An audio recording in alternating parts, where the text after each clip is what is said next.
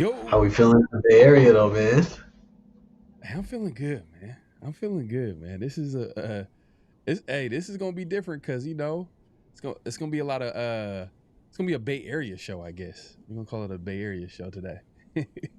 Man, even though the Raiders are not in Oakland, usually, we're gonna usually it's a bring NorCal, them back. SoCal. You know what I mean? Shout out to Severe, man. Uh, Yeah, man, severe, gonna, man. gonna be a good show. Got a special guest in the building. Oh my God, I dial in the building. Coming back, Hey, man. man, you know what I was just thinking, bro? You know how we're about to get into what we're gonna get into. I feel like the Raiders should host like a draft party or something in the They city of are. Oakland to just to tie Oh, back in. yeah, yeah. I mean, you can say the Like you same know thing. what I'm saying? Here in the like maybe even in the Coliseum or at Oracle or something. That'd just be different. Yeah, I've never seen that before. facts. I think they're gonna host a draft show in I think a draft party in actually in the practice facility in Vegas. That's clean. That's cool though. They got to build that community up over there too. No, for sure. And then like they got state of the art, practice facility. So I know they're gonna be like kind of showing off like the type of stuff they got back there. Can you imagine being like a kid in elementary school and the Raiders came to Vegas? That's the new team. Like that Yeah, got to be different. but the thing is, it don't hit for kids this time around just because the Raiders been trash, and that's the whole point. Like they got to win to build up Yeah, that fan base over there. So yeah. hopefully they do, man. Hey, man, don't forget to clock in, like, comment, subscribe, hit that notification bell. Here we go. Great Pharaoh. The gift of Troy is a fabulous fabric from the land of the five rivers.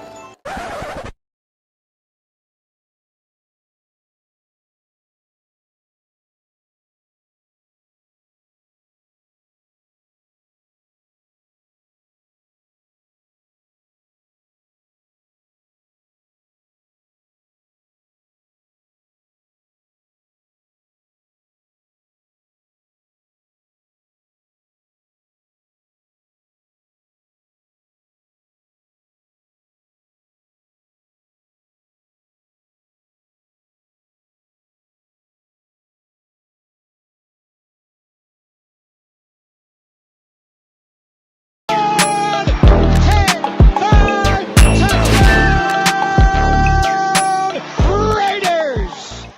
2 years ago, when we came to Los Angeles, I really believed that the greatness of the Raiders would be in its future.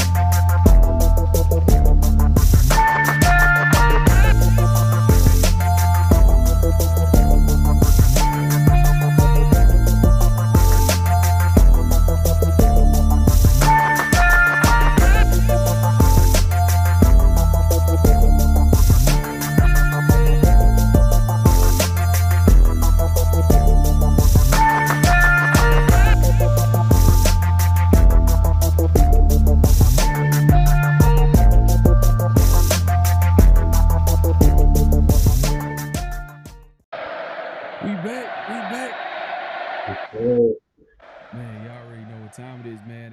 Hey, man, we back to Around the Shield. And we got a special guest host today, man. Y'all seen him here before, man. Adal Usman NFL in the building. He's back. The return of Adal, man, was good, man. We're gonna talk about thank the you for Raiders. having me, bro.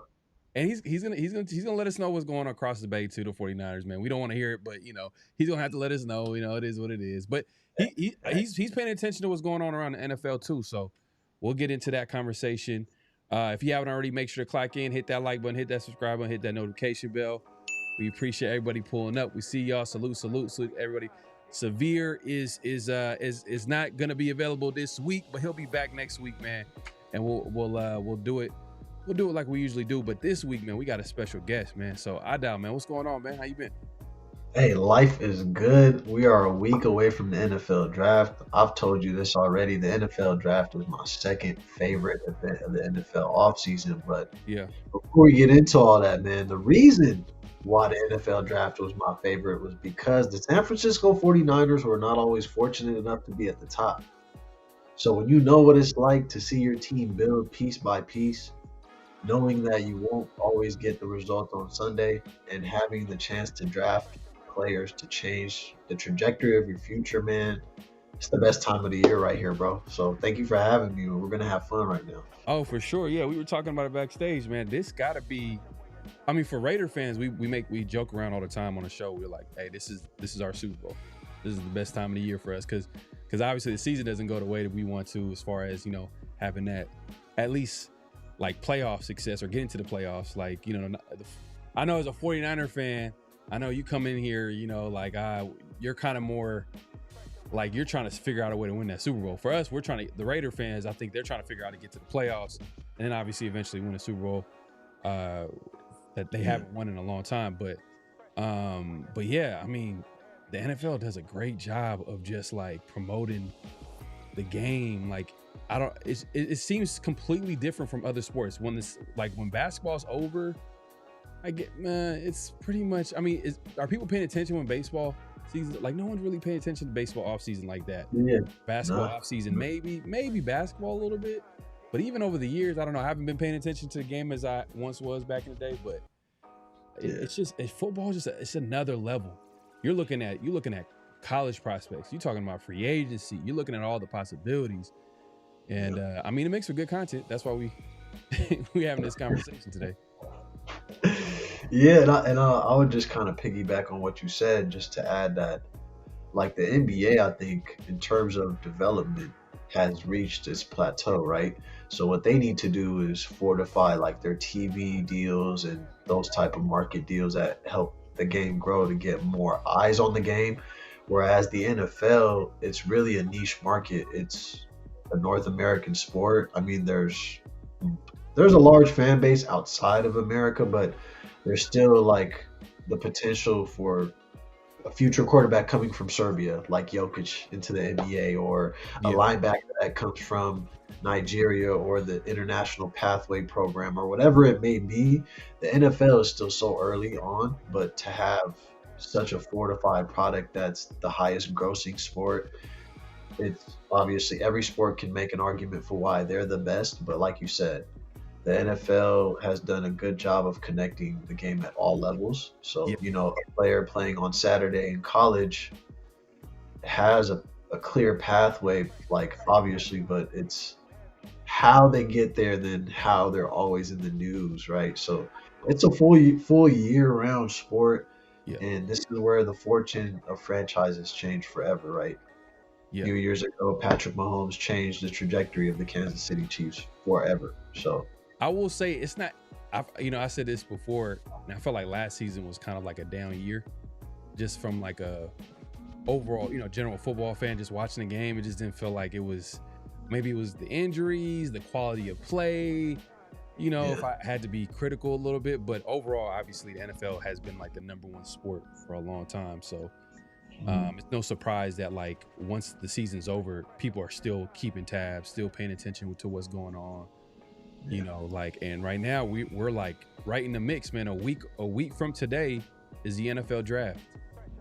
Draft, like we all know, the Raiders are going to get their quarterback of the future. It's kind of set in stone at this point. You know, Yeah.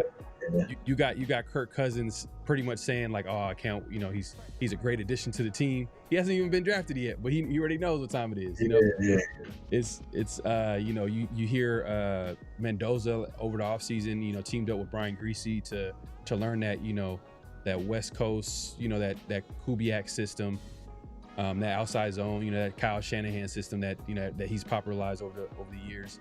Yeah. So he's kind of getting a head start. His top 30 visit was the first day of Raiders off-season program. Got you. So you see how like they're very strategic. Like they're like, hey, we're gonna be in the building just like everybody else is gonna be in the building. So yeah, it's kind of been it's official. But what's going on with the 49ers? I would say actually that's Brian Greasy was a quarterback who was lauded for helping out Brock Purdy and just like understanding the intricacies of the game. And I think as someone who observes the Niners, not only as someone who grew up watching the team, but as someone who's being objective about just, are we getting things done? And Brock Purdy, you know, he was processing the game a lot better. And if Mendoza has struggled in any aspects like that in college, I would say that he'd be the perfect quarterback coach to help him see the game a little bit more clearly. And if not that, making decisions quicker until the game slows down for him. So like you said, man, it's all about being strategic. So that top 30 visit lines up with the OTAs, you know, get to see all the faces in the building, and you kind of get to see what his stature and his character is like. But yeah, man, Mendoza has been strategic throughout, and he showed up for his guys at the pro day in Indiana, made sure that they all got, you know, and Omar Cooper Jr. might be someone that he's trying to have come with him. I know you guys have other players you're interested in, but it's an interesting time, man. But with the San Francisco 49ers right now, bro, a lot of the things that I'm hearing is that the Niners have tried to be discreet about, you know, early on, they weren't releasing their top 30 visits like as frequent as other teams were, but as of late, they've kind of come out and let people know. And I think as someone who has experience in seeing how they operate pre-draft, whenever they're very secretive about things, I feel like a move could potentially be in play. So that's why I'm happy we're doing mock today. I can kind of show you what I would follow GMO. Yeah. So we're gonna do obviously we're gonna be doing a mock draft. It's one of the last few mocks that we're gonna do obviously before next week, which is a NFL draft on Thursday. I think it starts around 5 Pacific Standard Time. So make sure to tune in. I know everybody's gonna be paying attention to what's gonna happen, and it's only gonna be that first day is literally round 1. Yes, sir. And then that second day is when like round 2 and 3, and I think 4 and 7 is going to be that Saturday, that third day.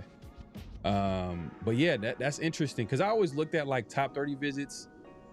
I try not to read not too much into them because this is where like teams will try to play games, you know, because they don't want other teams to like predict exactly what they're looking at, you know, because obviously they want to get the players that they want. They want to make. Like they're like, for example, the Raiders have brought in a lot of receivers. Now, you could look at it from 1%. You'd be like, hey, you know what? Maybe they're eyeing another position, and they want to like probably, you know, let teams know like, hey, we're looking at receivers, and you know maybe try to have other teams draft receivers ahead of them, or try to trade up so they can get the position that they're looking to get. Maybe it's offensive line, whether it's defensive line, or which is obvious if you look at the Raiders depth chart at wide receiver. They need some help back there. They need a receiver or two, just to be honest. So they could easily go that position. Maybe they're doing their due diligence. But the top 30 visits, it's kind of like you can look at it, and I think it was key the way you described the Niners' whole situation is that like they're being secretive because maybe they're trying to cover up what they're trying to eventually, you know, maybe trade up for a player, you know, or whatnot. So we'll get into what you're thinking when we get into the mock draft. But this week, Spytek was able to, the Raiders GM was able to talk to the media, and you know, one of the main things that he kind of talked about was Kirk Cousins and Mendoza, and you know, who was Kirk Cousins going to be the starter week 1? Is it going to be Mendoza? And I think he kind of left it open where it was going to be a little bit of a, you know, whoever the best man is going to win. And I think that's I think if they go with that approach, I think that's the best approach at the end of the day. And that's what makes bringing in Kirk Cousins so good, is that now you have a legitimate, like, oh yeah, you could see Kirk Cousins starting. It's not going to be like a no-name veteran quarterback who really doesn't have a chance with any other quarterback that has any type of talent that's getting drafted. You know what I'm trying to say? So I feel like, so I think that their approach this offseason, and give me your take on Spytek, because I've been impressed with him as a GM so far with the Raiders. I think he's, for me, following this team as long as I haven't really seen a GM be this good. Yeah. And I don't want to give him too much credit because it's still early on. He still has to draft these players. He still got to put a football team out there that's talented, that can compete and actually get to the playoffs. We can't give him credit. But it's just certain moves where I'm like, oh, that was smart. Like the way they're going about this offseason, the way they went about the coaching search, it's just all this stuff is adding up. Even the value that they're getting in some of these trades, even the fact that they got something out of, they got a 6th-round pick out of a Geno Smith trade. And everybody thought he was just going to get cut. He was going to get a outright release. But he was able to trade them to the team that originally drafted him, the New York Jets. Yep. I'm like, what's your take on Spytek? I think Spytek is what the Raiders need in that position, specifically as the GM, because you have to be above the noise. And he's done a good job on, and I have to point this out, I think the Raiders franchise and the fan base have to get out of this pessimistic line of thinking, because things have not been good for so long. It doesn't mean that that's how things will stay. Not to say that you guys don't have a good sample size of understanding what it means to be in the bottom of your division. But a GM like Spytek is taking all that comes with the job personally, and he's taking it as his identity. So if he believes that the Raiders are losers, then he's just accepted a 3-year job for the payday.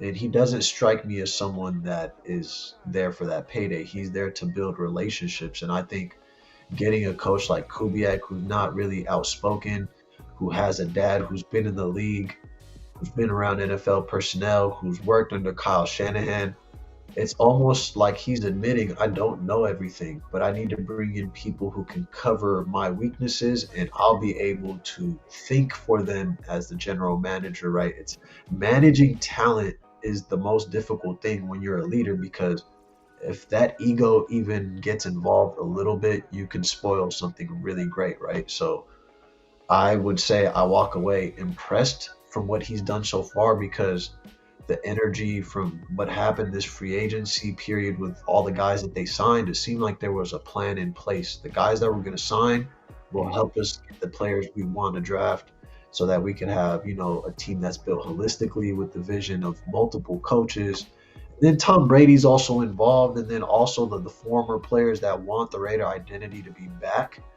I think the biggest thing the Raiders can do to support Spytek is for him, and I don't know this, I'm just speculating, but for him to reestablish that relationship with former players who were winners, and maybe perhaps bringing them in for training camp speeches and just reintegrating what it means, that commitment to excellence. Because believe it or not, when Kyle Shanahan was drafted to the Niners, he came in with he signed with the Niners.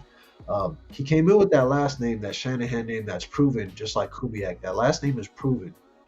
But what will you do along the way? You know all this information, but how do you put the best people around you and empower them to make you look good? Because at the end of the day, these decisions will trace back to you, right? It's really a 3-year job, and one bad draft can get you out of there. So I want to say Spytek is right where he needs to be, but a good draft could really change the tide, I think, in the AFC West. I firmly believe that. Yeah, I hope so, man. And I know it didn't go through. I know that trade didn't go through, but in our eyes, that was a great move. And any other GM, any other situation with the team that agreed to a trade like that, it most likely would have went through. He was able to get 2 first-round picks for a Max Crosby, which for the most part, I think, I don't want to use the national media as as a measuring stick, but like everybody was kind of like applauding the move. Like, man, for him to get 2 first-round picks for a guy that's kind of heading in his 30s, who's had an injury or surgery almost the last 2-3 years at the end of the year, it's pretty good deal. Even as great as a player as Max is, but obviously it didn't go through. But to your point, you mentioned free agency, and one key part of some of the things that happened when bringing in that some of the players from free agency was I believe it was one of the linebackers they brought in. He made a comment on, it was between the Cowboys and the Raiders, and he went with the Raiders because he just believed in what he was sold on what they were building in Vegas, which I thought that was huge. That says a lot about what Spytech and that coaching staff and that front office and whatever they're building over there in Vegas. So, man, right now it's all positive right now, all sunshine. So, you know, like I said, we're gonna. Look, there's nothing bad I could really say right now. I mean, it's too early, man. Yeah, it's early, but I do like Spytech does give me hope on where the Raiders are heading, the direction they're heading. It just seems like they're going in the right direction. I feel like it seems like, you know, we got a competent guy in the front office that we haven't had in a while. It seems like the Raiders kind of go about it a different way. They'll try to get a big name coach and then have that big name pick his GM, and that usually doesn't work out because now, like, there's a power dynamic there. There's a little bit of like who's actually making decisions, and you know, coaches, they're going to make moves to save the job. They're not going to be making moves to actually improve the football team years down the line. And that's been like kind of a big issue with the Raiders. But now you got a GM kind of in charge, making decisions and letting the coach, which I kind of like that dynamic. Appreciate it, buddy. We have finally a competent GM head coach. No, facts. Real quick, so Brock Bowers recently had a interview. He was talking about Clint Kubiak's offense. He said learning Clint Kubiak's offense is overwhelming because so much is going in at once. Said coaching styles overload with information, then circle back and teach through. It's been interesting, but it's been good. So that's arguably the Raiders' best player. You know, between him and Max, you know, you could argue that Max is holding down a fort, but then, you know, Brock is like that guy on offense. Like he is the blue chip player that we have, one of the blue chip players that we have on the team. And that's going to be a big piece of how Clint Kubiak is able to take advantage of his skill set, because I'm not sure if he's ever had a player like Brock in any of like the offenses that he's had since he's been a coordinator. I know with he had young George Kittle, but it's kind of not fair because I think George Kittle was already established at that point. And not to say that Brock Bowers isn't established, but I've always looked at players on their rookie contract, even like a Justin Jefferson or Jamar Chase. I don't consider them as having arrived until the team is willing to put the monetary value behind it. Like, obviously, you're a first-round pick. You had talent, but you showed up behind that talent consistently for now. It's 3 years? That's like the tryout time. So, I don't know, man. It's really one of those times where you have to sit back and kind of assess everything. But to go back to that point that you said about, I don't know if it was Nakobe Dean you were talking about with the linebacker that decided to join with the Raiders, but it was either Quez Walker or Nakobe Dean. I think it might have been Nakobe Dean. It might have been Nakobe Dean because I think he had an offer from the Cowboys, and I think it was too. So just to stay on that line of thinking, like someone like himself who is leaving a team like the Eagles, he's informed about this trade before it takes place, and for him to be, as a free agent, for him to have options, to be eager to go to the Raiders over the Cowboys, which, you know, that's also America's team. That's a recognized brand. It says a lot about what the Raiders brand means going into the future. Again, you can't sell people the future, but you have to have a vision. And right now, Spytech, and obviously, I think also as an owner, Davis is doing a good job of just sitting back and allowing the people he hired to do their job, right? And that was some of the criticism I've heard of the Niners, Jed York, right? Where he recently just kind of said, like, I didn't know that the Niners signed, Christian Kirk, right? from the Houston Texans, and a lot of the local beat writers and reporters were, and I think Grant Cohn prominently with his sarcasm was kind of like, really? You know, he was kind of like surprised by that, but it's like, no, there's nothing to be sarcastic about in this moment. Like, you got to build a roster, and you can't sit here and be picky about, oh, this guy had injury history, and this guy is not a good fit, and this guy is a good fit. Like, Jed York is letting them do their job, and if they fall short, then heads will roll, as they say. But I want an owner that trusts in the people he hires, because if you're meddling in every decision, you could end up like the Cowboys, where you have an owner that's got too much involvement pushing players. Yeah. No, I agree. Facts. And I think the Raiders, in their case, they got an owner in Mark Davis who wants to be hands off. That's what he wants to do. But over the years, he's kind of made he's made decisions where you could tell that from an ownership perspective, he's more of a fan.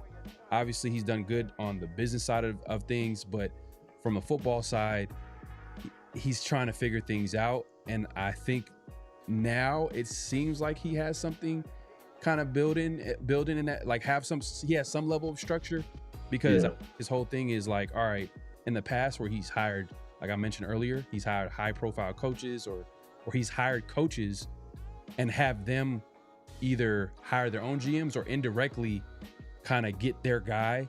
You know what I mean? Like, for example, Josh McDaniels got a Dave Ziegler, who was essentially his best friend. You see, like, all right, you see the dynamic between that relationship. You already knew who was the big dog in that relationship. It was Josh McDaniels. He was kind of the guy that was brought in, that everybody was talking about. So you could see that how that could have been. And then you got the John Gruden's and all that type of stuff. But now they got a spy tech. They had a thorough search at head coach. They got their guy in the building. They took their time and finally got their guy after the Super Bowl. And Clint Kubiak was able to build out that coaching staff, which I thought they had some key hires, especially offensive line coach. That was pretty solid that they got. Now it's just a matter of like, now they got to get some talent in the building, and they need to get some players in the building. Hey, I was going to ask you too, because I know we talked about this before and we were joking around about the 49ers. Did you see John Lynch talk about this electrical substation? And man. I've seen that. I thought that was crazy. Like, that's how serious it was. He had to address it and say that they did their own independent investigation. It's so, man, it's I might as well just do it, because honestly, the man is working overtime, right? Grant Cohn is one of the prominent 49ers reporters working for Sports Illustrated, right? And I think a good thing that he does is, whether his sarcasm is over the top or whether it's, he's not measuring properly, he still asks the proper questions. And like, he actually had someone come in with, like, I think she was either in a PhD program and her research was around like EMF emissions and how it affects the body. And she herself talked about how the levels by which they were trying to measure that impact, she didn't feel as if there was much to that story. But again, people run with unverified sources. Like, someone could go, pretend, I don't want to say pretend, but the guy who initially released that video, he has a background in science. He understands what he's talking about, but I think it's always about how you present your information, and people just ran with it because they assumed the Niners have a lot of injuries, and naturally this substation is the correlation between that, right? And me, as someone who's just objectively watched the Niners play football, they go deep into the playoffs every year, except for the years where they have like an off year. They're playing deep into every season, and they're playing meaningful, hard, high-intensity snap counts. So at some point, something's got to give, right? Right. So for me, I was never swayed by that, but I think John Lynch is known for this statement in the off season. he always says, I'm going to do my due diligence, like in quotes, due diligence. Like every year from now until he's the as long as he works for the Niners, he will always say that.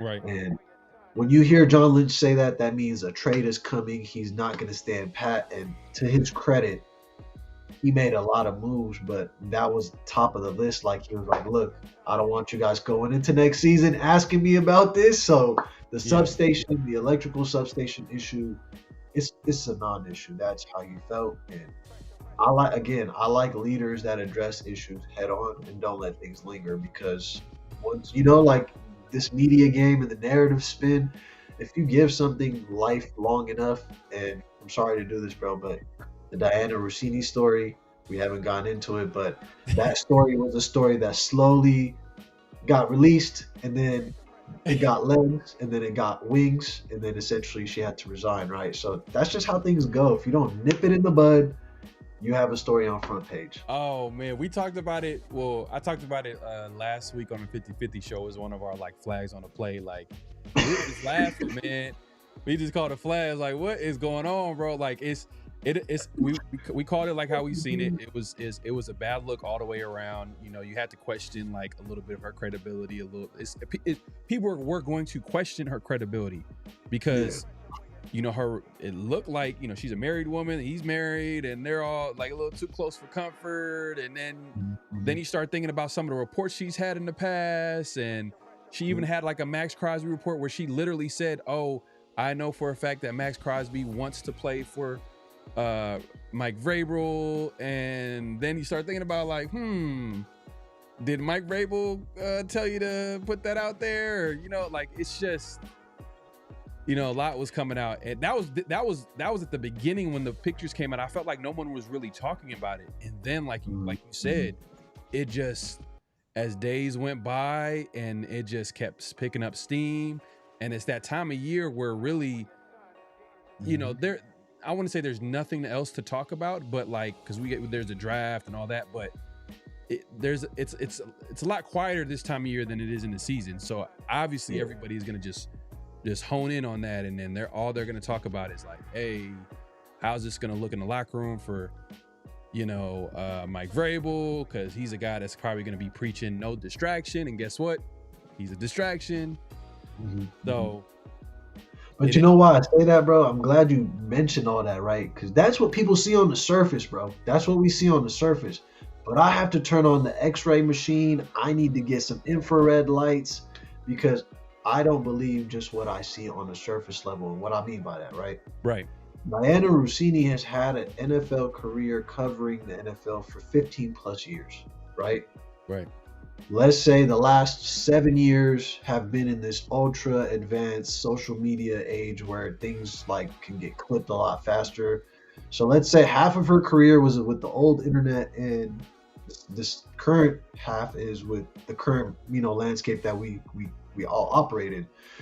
For me, like, I can understand what people are saying, but I have to throw this out there, bro. I've seen Diana Rossini for years, and I think thing that's happening to her is she's such a tomboy in the sense that she can crack jokes with the best of them, right? She's from the Bronx, you know what I'm saying? Like, she's a New York girl through and through. Right. So just as much as those images could look so terrible, like if that was happening to me, and let's just say, to play devil's advocate, let's say that what she said was true. Let's say there was other people that were there, and let's just say that. Let's say that. I'm giving her a lot of mail. I understand. Anybody watching out there like, damn, this dude working as her attorney? No, listen.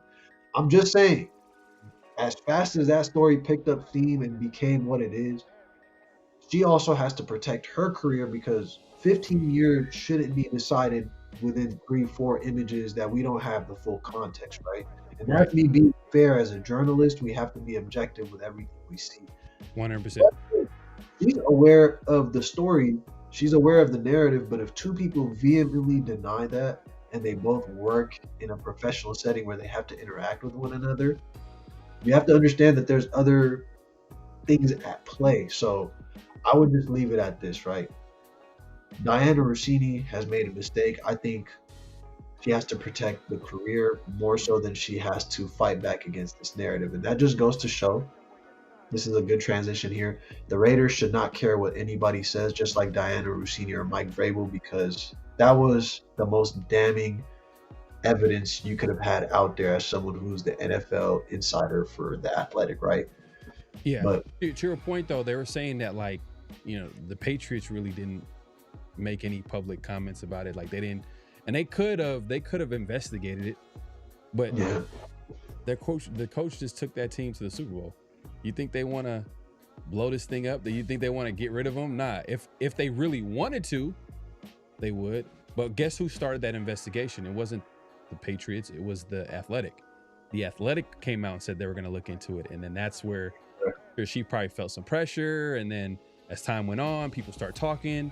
It just started getting worse and worse. So she probably was like, you know what? I'm just going to go ahead and and she probably received some professional advice too as well. Like, they just, you know, I'm just going to go ahead and just resign. And then, bro, her contract is up. Yep. Like in a month. So that's why I said what I said. I'm like, and again, this is all alleged and this is all me just thinking outside the box. I'm not saying this is exactly what happened, but if we have a negotiation coming up and I want to devalue what you bring to the table and I have to pay you in a month or two, yeah. Is it far-fetched to say that you could have maybe, and I'll let people speculate on what I'm saying here, but that story has a lot more life than we believe it to, and I'm just a person who loves comeback stories, so when Diana Rossini does come back, that'll be a funny time because we'll all harken back to this moment, but again, a story is a story if you make it a story, so. True. I looked at it, it was like, man, it just is to me, it was just a bad look. I wouldn't want to be caught in that situation, though. It was just a bad look. And then to your point, like, there was, even if, let's say, nothing happened, it was just like, damn, like, the way social media works, your job is in the public eye. Like, it's just those types. You couldn't get an Airbnb, bro, out in the cut somewhere where nobody could take those pictures of you, like. Yeah, man. I know you got money, so it's not a financial constraint. Like, come on. Nah, for real, man. That was a tough situation, but yeah, man, we appreciate everybody coming through. Make sure to click and hit that like button, hit that subscribe, hit that notification bell. Chill Ray says, who's a better beat reporter, Grant Cohn or David Lombardi? He's asking, and these are both 49er guys. Oh man, that's funny that he's asking that, bro, because there's a healthy beef between those two, man. Beef? Okay. There's a healthy beef. So really, bro, this is how I'll explain it, man. If I want to talk about data, if I want to know the journey that a player took to join the San Francisco 49ers, if I want to see how someone lives and connects every aspect of his life to his reporting, David Lombardi is your guy. It's very dense. It's very and the reason I say that, look, like last year when the Niners drafted, like, did you say to learn about a player's journey? A player's journey? Yeah, like a player's journey, like where he went to high school, where he went to college, the coaches that helped that player get to the NFL. Like, he did one of the best reports I've seen on Upton Stout, who came up, drafted, I think, out of Western Kentucky, went to Western Kentucky and like talked to the coaches. And so from that standpoint, I think for me as an academic, someone who went to grad school and did like quantitative research, was looking at big data sets, talking to people, David Lombardi speaks to the researcher in me. Like, right. I know when David Lombardi speaks, he's not only speaking from a place of well thought out like research, but it's also like, if I was to say, well, how did you come to that conclusion? He could tell me X, Y, Z, and this is how I got to that position. Now, when the Niners lose, when the Niners are making excuses, when the Niners play below the standard, if you want to laugh, if you want to get a little bit more of the cultural nuance for somebody like Grant Cohn is Jewish, but that boy grew up in the era of like the hyphy movement, and he's well versed in everything, bro. But if I had to say, like, depends where and how I'm consuming the content, right? If I'm watching something with my dad and some older folks, I'm gonna want to watch Dave Lombardi. because it's going to give me, you know, introduction, very thorough body paragraphs with supporting sources, and then that conclusion will tell me why he argued what he argued. Grant Cohn, he'll take you on a roller coaster, man. He'll make you laugh, but at points, I think the sarcasm when he takes it over the top, it's almost like insulting to a person who's here to gather real information and not here for the entertainment value. So I would lean towards Lombardi for the content, but a guy I'd want to hang out with and just have a great conversation with, I think Grant Cohn's the guy.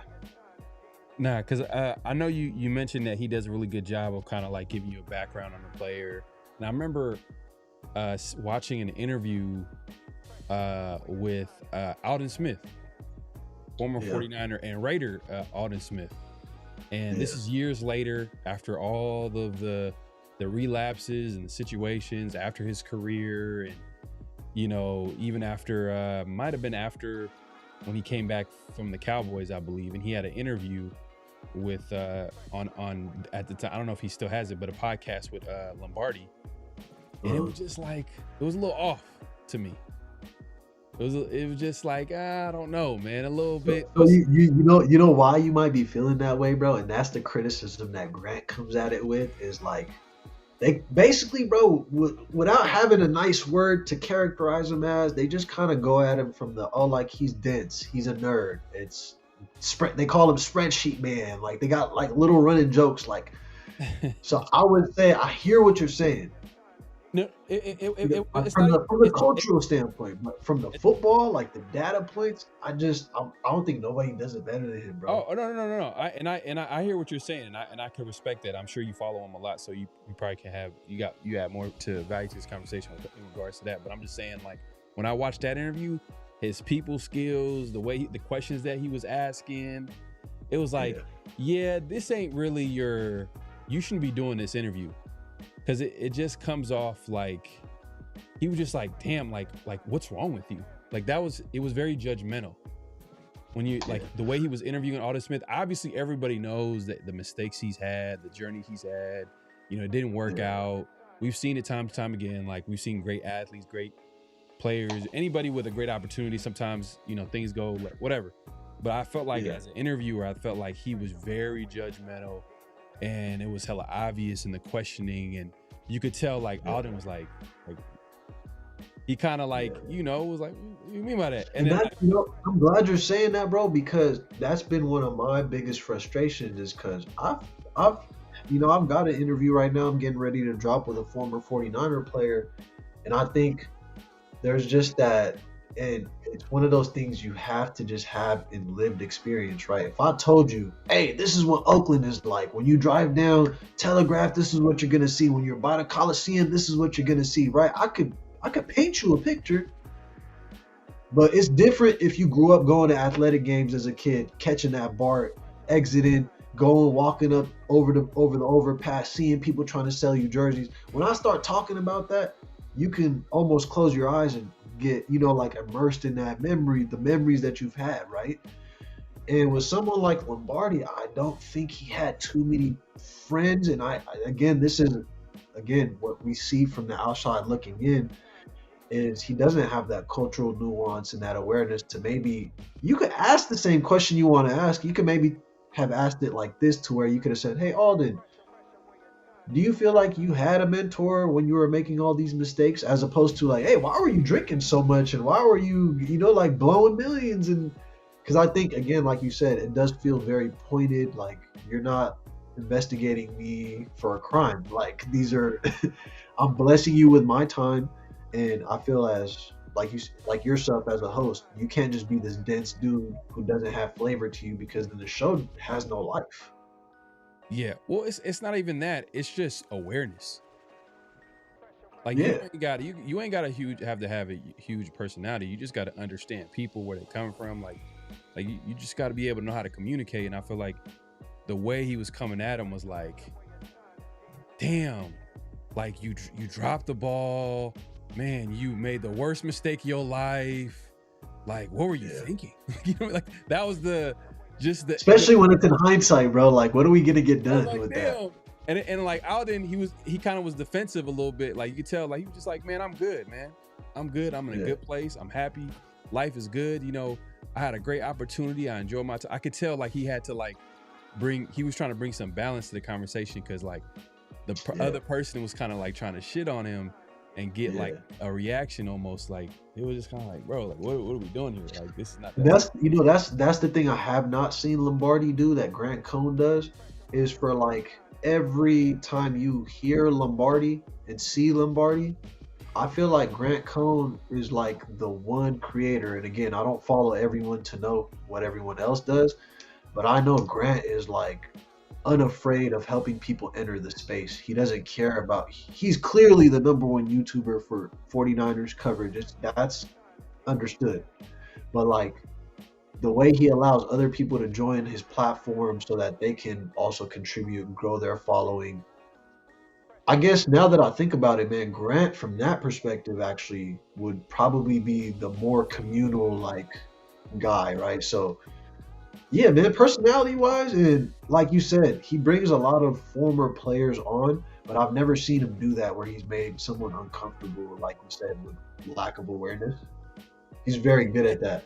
Yeah, like you'll notice it.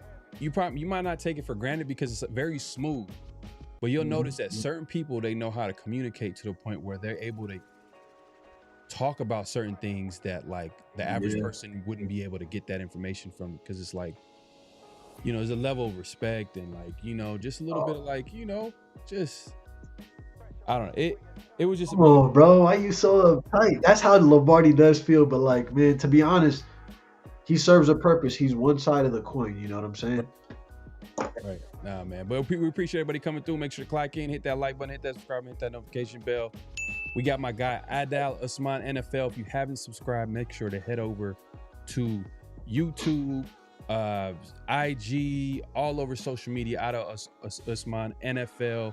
Follow him all over. Subscribe to my guy, man. He's out here. We're talking the draft. We're talking Raiders. A little bit of Niners. You know, we don't want to talk about it too much, but hey, he knows his stuff, so we gonna talk about it. But I guess let's get into the draft real quick, man. I know, you know, like I said, you know, Raiders. We already know what they're gonna go at it number one. I think it's gonna get interesting when we get to the second round. What's going on with like are the 49ers are gonna be drafting at 27? Like what are you thinking? I got the GM hat today. All right, hey, you know what? We'll just get into it right now. Let's do it. Let's say less, man. I'm ready. We're gonna get into the mock draft. Let's go ahead and let me set this up real quick. And for anybody just joining us, make sure to clock in, hit that like button, hit the subscribe button. I gotta just remind you, hit that notification bell. Yeah, man. Send this to somebody that you know is not doing anything. They probably can learn something, watch some, say some, you know. There, yeah. And you know what? I forgot to put the lines up. I guess we can we'll put it up in a second. Oh yeah. How many rounds are we doing? We doing full 7, 4, 5, like how we doing? Hey, let's do 4 for the simple fact that we both are not. I don't think we got third round. I don't think the Niners or Raiders have third round picks in this draft. The Raiders right? have 1 third round pick. They have three fourth round picks. Okay. Yeah, I mean for the sake of picks, because I think we only have 1 and second round. Yeah, let's do 4.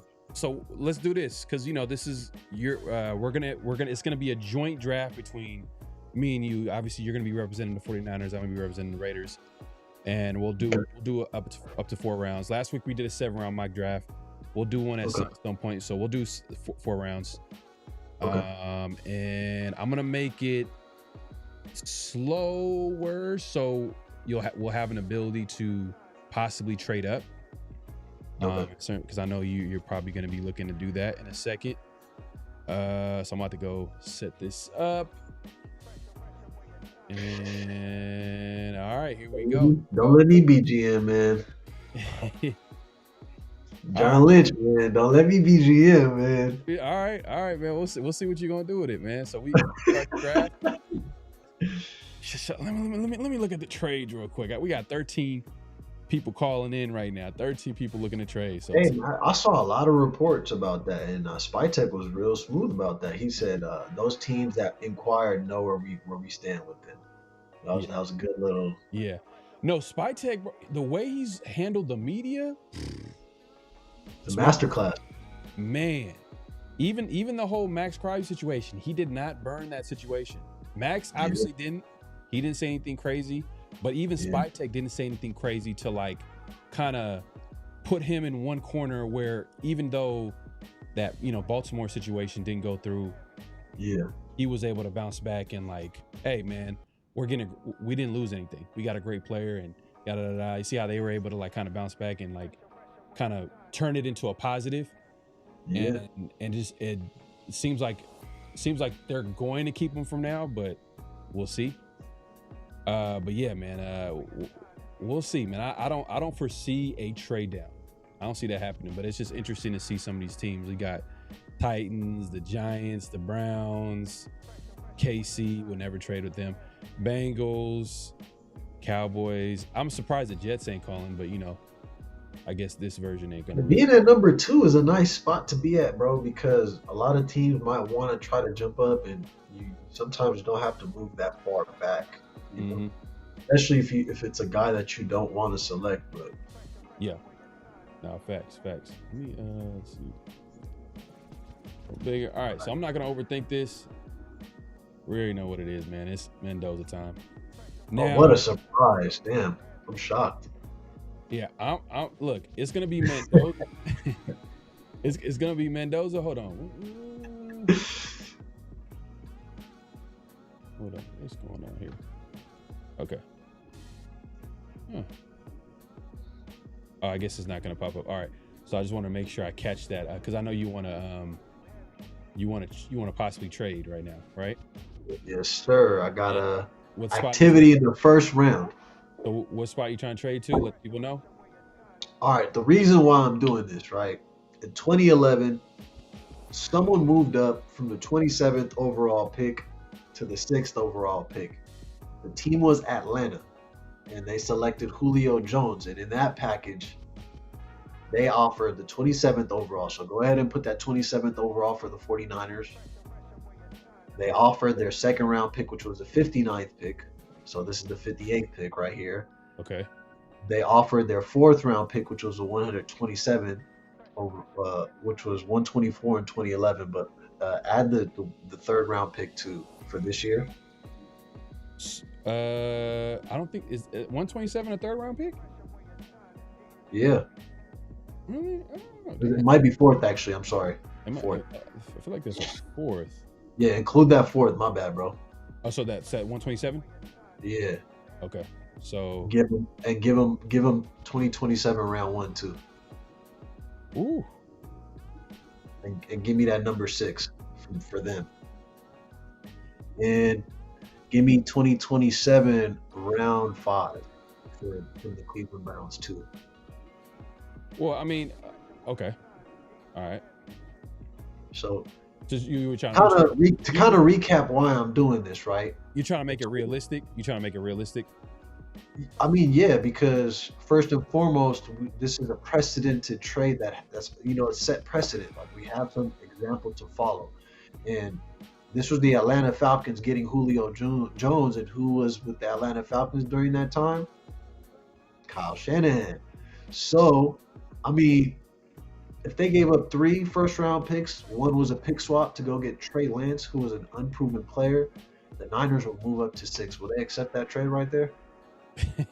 Hey, chill, Ray. Facts on the opposite end of the spectrums. But go ahead. Yeah. Could you offer this trade to see if they'll accept it? Oh yeah. No, it's going to be accepted. It's 100% going to go through. Now, before you make the trade, do you want to take something off just to see if you can get? I don't know, man. This is what it would require, and the Niners might even get taxed for an additional pick. Just I want to keep it as realistic as possible. All right, man. My guy wants to keep it realistic. All right, I'm a type of person, man. I'm trying to get the best possible deal, man. So, but he, to his point, they're going to be asking for arm and a leg if you're trading from 30th to number 6. So, And look at how they landed Julio Jones in 2011, and it's the clearest path. Like obviously every draft is different, but with that pick, if they accept the trade, I know who I'm going to grab. All right, I'm gonna go ahead and offer the trade. They accept. 49ers Accept it. Yep. And who's still on the board at linebacker? So you got a linebacker. Okay. I thought you were going to look at some other positions here, but the best players on the board, we got Ruben Bain, edge rusher David Bailey, nice. Caleb Downs, top cornerback on the board, Mansour Delane. You got give me a you want to look at linebacker right now? This is let me see linebacker real quick. I don't know if there's anybody you want to take this early. My boy Sonny Styles already off the board. That's how I had to double check real quick. Okay. Go ahead, go back to the major board and give me David Bailey. David Bailey, okay. Texas Tech, man. Hey, man, pass rusher, man, out of Texas Tech, man. Dude is legit. Yes, sir. I think right now it's between, a lot of mocks have him going as high as number 2, so this is actually pretty good value here, David Bailey. Or you can go Ruben Bain too. He's a monster. Cool, we don't. The Niners don't do any random story drop. T-Rex arms is a little too much for you. No, man, the arms are not even a concern. I don't like stories that come out right a week before the draft and we have to. But you know what it is sometimes. You know what it is they're trying to do. They're trying to knock them down. They're trying to knock them down and get that. I mean, hey, regardless of what that is, the Niners have to be cautious because they've done that with Reuben Foster in the past. They've done it with Reuben Foster was a monster though, but yeah, he has some off-field stuff though. You can't afford to give up that type of draft capital and not get production for 3-4 years out of it at the very least. So and to be honest, I hope Ruben Bain has a comeback type of career with the same way that Laramie Tunsil was able to get a lot of contracts out of his career. But yeah, just for the simple fact the Niners are trying to add pieces for the future, like we have to be sure about this talent, especially after trading up. So David Bailey, man, come on down to San Francisco. All right, here we go. David Bailey. He's the pick. Downs goes right after him. Bain goes at number 8. All right, let's see how this board is falling. Wow, Kenyon Sadiq to the Cowboys. Wow. So I'm going to be paying attention real quick. Do I want to trade up? Nah, not really. I don't want to trade up right now. Do I want to trade down? This might be a better question. I want to trade down. So let's see. Boston goes off the board. Ooh. All right, Raider Nation, man. We number 36. We got pick number 36, man. Foster was nice. It's just off-field issues. He couldn't. It's funny too. Him, Foster, and then there was another Alabama linebacker that played for the Raiders that had some off-field issues. If you remember, I thought Reuben Foster was better. Thought he was a little bit more of a thumper down. Well, you guys drafted that as safety from Ohio State, right? If I remember correctly. No, we drafted a linebacker from Alabama. I'm trying to remember his name. Oh man, damn, he was slow as shit, but he had some off-field issues, man. He was head case. Raider Nation, help me out, man. Rolando McClain. I do remember, bro. Yeah, Rolando McClain. But Foster to me was, man, day one was and this is after the era of having, all those 2 great inside linebackers in San Francisco. You had Borland there for a little bit too, and then he retired. Oh, Chris Borland was nice. Chris Borland was balling out, and then he retired, and then they had to go and get whoever was scouting linebacker. Whoever scouts linebackers in that San Francisco building, bro, he needs to get. Hey, bro, he need to come down to the Raiders real quick, man. Cause the new linebackers coach is KJ Wright right now, former Seattle Seahawks linebacker during the Legion of Boom. Oh, for the 49ers?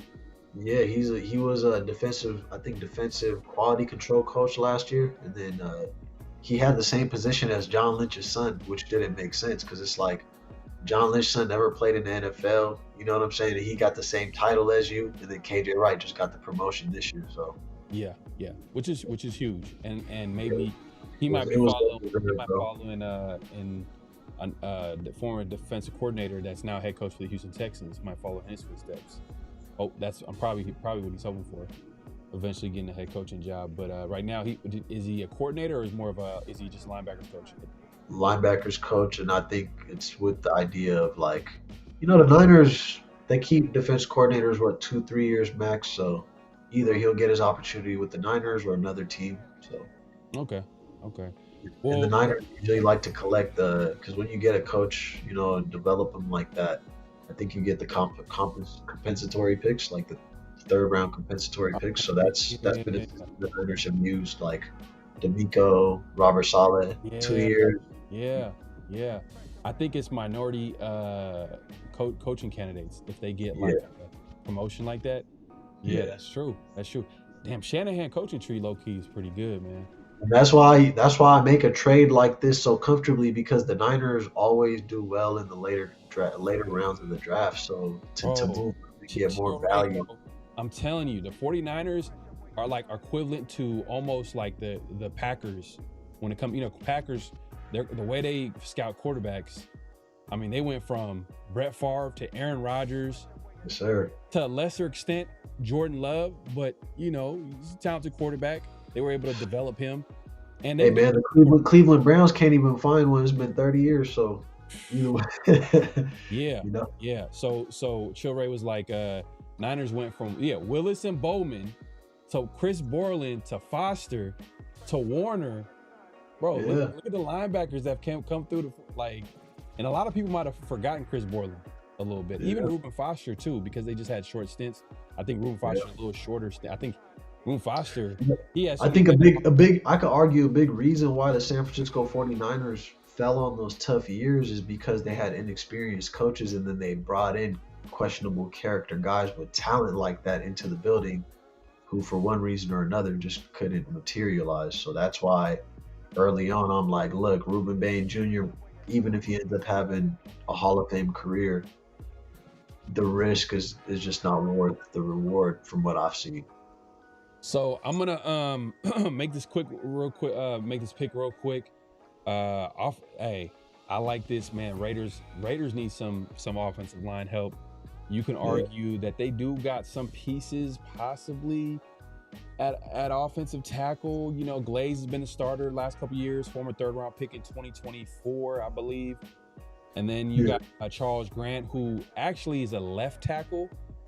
I think Max I can't even pronounce is Nakar. He's more of like I think he's a right tackle. He might be a right tackle. So maybe a lot of those college prospects who play right tackle can eventually swing over to the left tackle if you need that later on in the future too. But they got. I don't know if that's his profile though. Well, they got this kid named Charles Grant who they drafted at left tackle. He's only played left tackle in the limited snap that he played last year in his rookie year for whatever reason. I don't know why, with all the injuries they had at offensive line. I blame Pete Carroll and that coaching staff.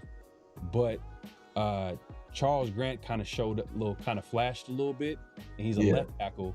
So maybe you continue to have him develop at left tackle, and then when Colt Miller, who's the current left tackle right now, he decides to step away in the next couple seasons, you kind of plug in the Charles Grant, who you've been developing since day one, who was more of a small school tackle that they're developing, but has. Do you want to? Hey, hear me out, man. Hear me out, bro.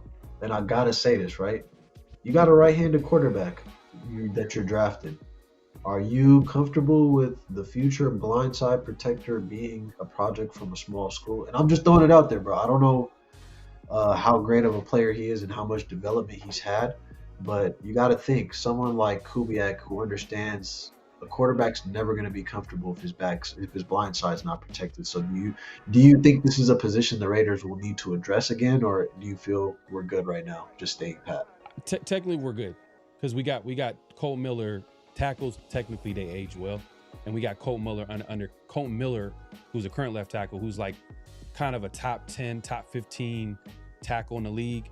We got him for the next 2 to 3 seasons, so it's not. Okay, so you feel comfortable with him, and then so there'll be pretty much who you brought in, Linderbaum at center. So him and Mendoza are pretty much going to start from a fresh slate. And to be honest with you, a lot of tackles, a lot of the better left tackles in the NFL, they usually go in the first round. And that's why I was asking. Yeah, They usually go in the first round. Now there are exceptions to the rules. So I think the Raiders, the offensive line is so important that like you could draft one every draft. Like teams could draft the offensive lineman every draft. You know, different spots in the draft, but they could, hypothetically speaking, develop someone and then they can plug them in for a few seasons till they address it again. You know what I'm saying? So I'm comfortable going with Max here. I like him. I like he's a traitsy, toolsy kind of guy. So like I'll take him right here. I'll take him at the spot. Well, fortify the trenches, bro. You never go wrong. Oh, for sure. And this is a good spot to take him at too. So I'm gonna go ahead and take Max. Word. Are we? I'm gonna need you to pause it in a second, bro. Okay. Pause it right now. Pause right now. All right. Yeah. All right, so offer a trade to the Indianapolis Colts at 47. Let's see. Oh, actually, no, that's not gonna work because they don't have a first round pick this year, so they're less likely to make a move. Give me a move with Minnesota at 49. Okay, so Minnesota. So I want their 49th pick.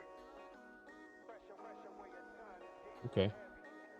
And for that 49th pick, give them 138 for this year.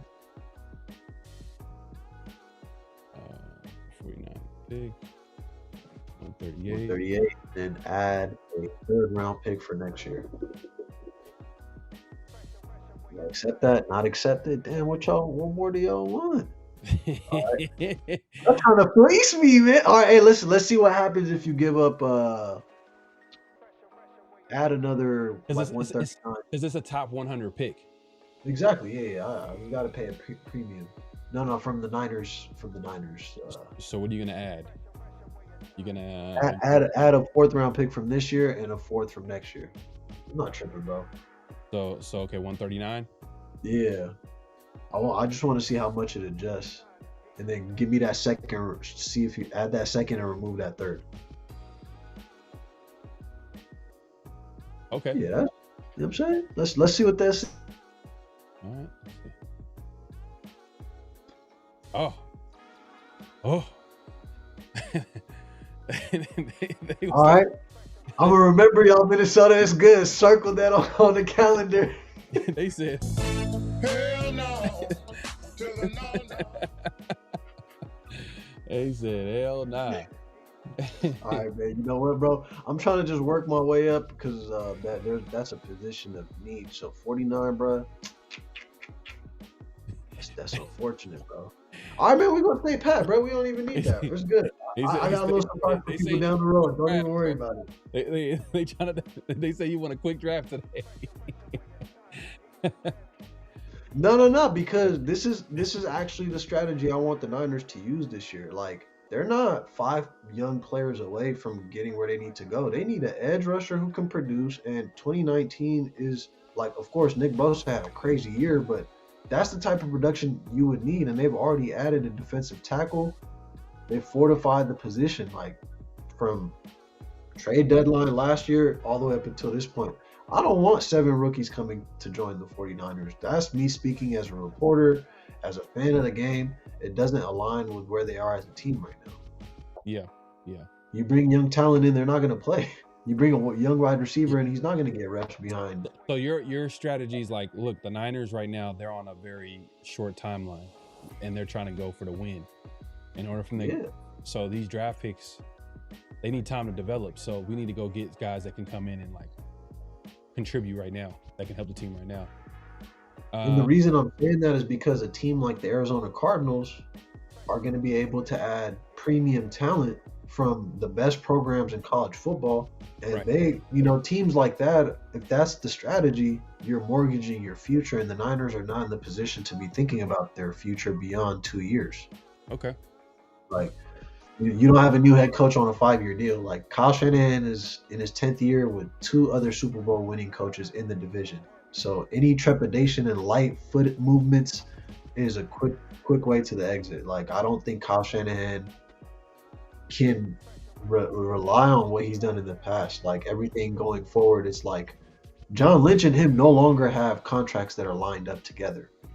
Yeah. So the franchise is starting to make their choice.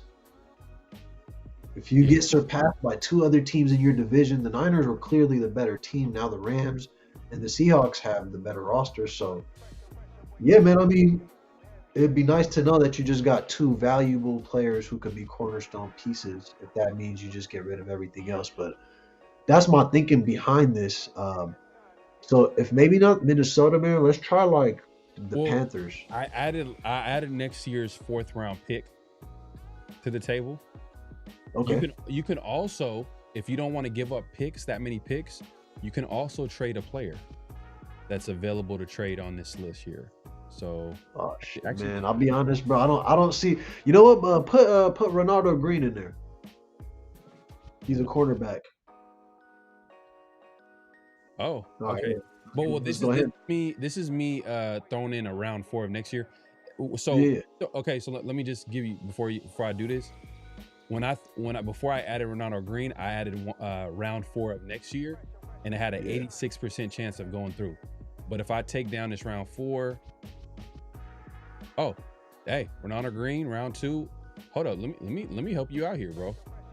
I'm saying that's what you gotta see. You gotta give him your first offer, see what happens, because Ronaldo Green is a player of value. Oh, you know what? The team owner will veto it. This trade is lopsided. Your team owner will...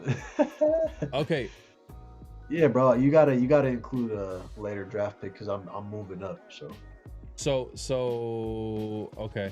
Hey, Ronaldo, bro, don't get mad at me, bro. Your name has been brought up. I don't know if it's true or not. I personally believe he's a player who's been developing every year, and the Niners ask a lot of their cornerbacks, but in the name of improving the franchise, I have to put my GM hat on.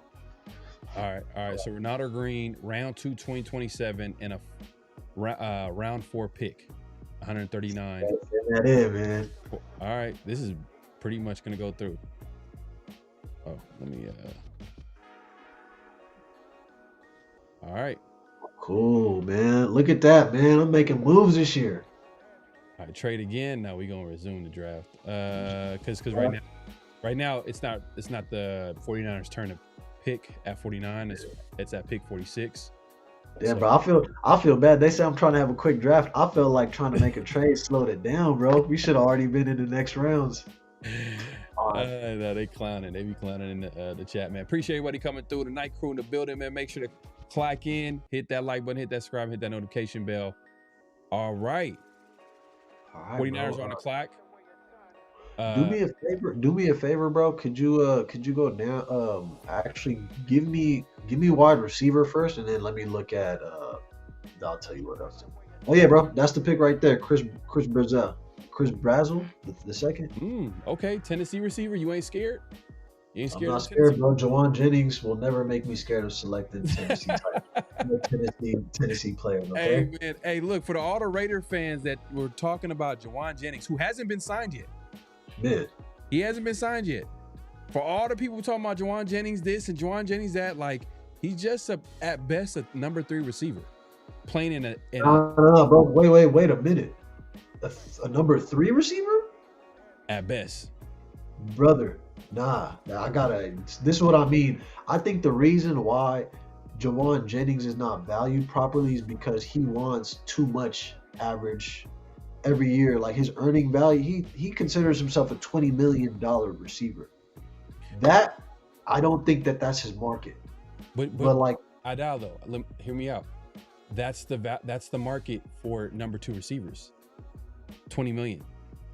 The reason why he's not going to get it is because he doesn't get high target rate. I think he had 55 targets, 9 touchdowns, and like maybe 600 yards. So he's not someone that I like on a good team. I wouldn't even see him as he's not a starter to me. He's more of a. I would think like if you went to like a team like Tennessee, if you went to a team like the Jets or whatever, right?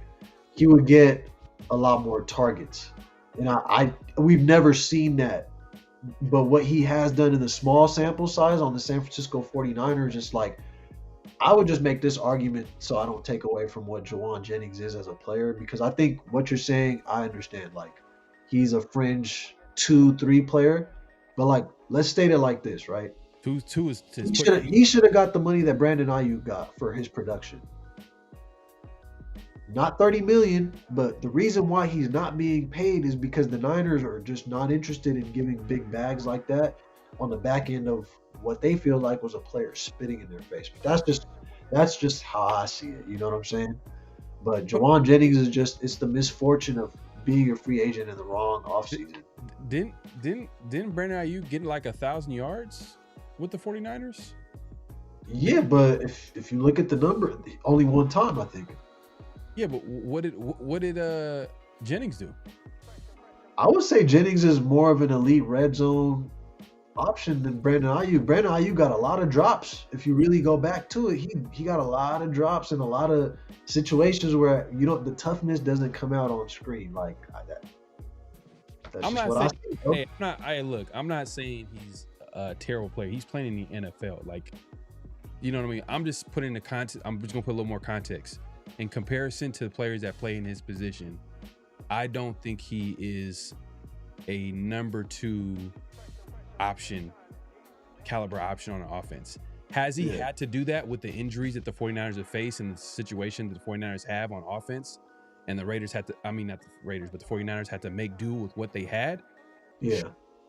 But it says a lot that the 49ers haven't brought him back. It says a lot that the NFL hasn't signed him to a contract. And maybe to your point, his asking price is a little too high right now. But come on, bro. Like, look, if the market for number 2 receivers is 20 mil and no one wants to give him that 20 mil, what is the league saying? They're like, yeah, buddy. Do you think also, though, like when Juwan Jennings was on the Niners, he was a guy that, was going to make the extra block and push guys into the Gatorade stand and talk the whole game. Do you think other teams want a guy like that in the locker room that was going so hard for the Niners? I feel like that has to be an added layer to it, right? Like so that eliminates so many teams. Like he has beef with the Lions, he has beef with the Cleveland Browns, he has beef with every team in the NFC West. He has beef with there's just so many players and situations I could think of where I'm like, hey man, if you block me like that into the Gatorade stand and my coach comes up and he's like, what do you think about signing Juwan Jennings? I'm like, bro, I don't like the taste of Gatorade on the sideline, bro. True. That's a good point. Well, you know what teams do when they look at the talent and they're like, yeah, we're going with the talented player. Yeah, he brings this to the locker room, but if you got a problem with them, then we're going to move the player. Most likely the player that has a problem with them, unless he's the quarterback or a top player on the team, and I can see what you're saying, but I don't know, man. I'd agree. Reason why you're going for Chris Bazel here, man. Brazil here. You're going. There's a reason why. Yeah, I'm going with a tall receiver who might not have been touted as the best receiver, but I think that works to the Niners' favor because Kyle Shanahan likes to develop his wide receivers and within the Hey, point. Look at. Chill Ray, bro. I appreciate you, man. He got beef with former Raiders Morig and Shelby Harris.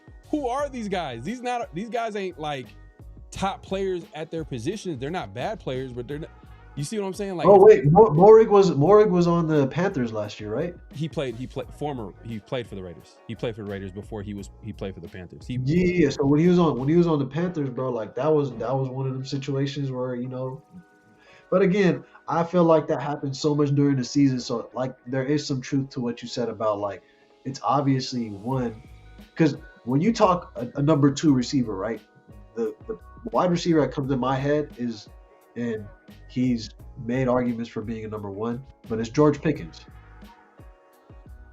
Yeah, but that's an elite upper level second option. You get what I'm saying? Yeah, but he would be he's a number 1. Yeah, he's a number 1 on a lot more teams because he has the full package. If you talk to Cowboy fans, they tell you that he's the Cowboys' number 1 option. And I was gonna ask that. Like, is he based on what we saw last year? Is he the talent is crazy, bro. The talent is it's kind of it's a little bit of a big difference between him and, well, I wouldn't say a big difference, but you could see like you could tell like his problem, Pickens' problem, has nothing to do with his talent on the football field.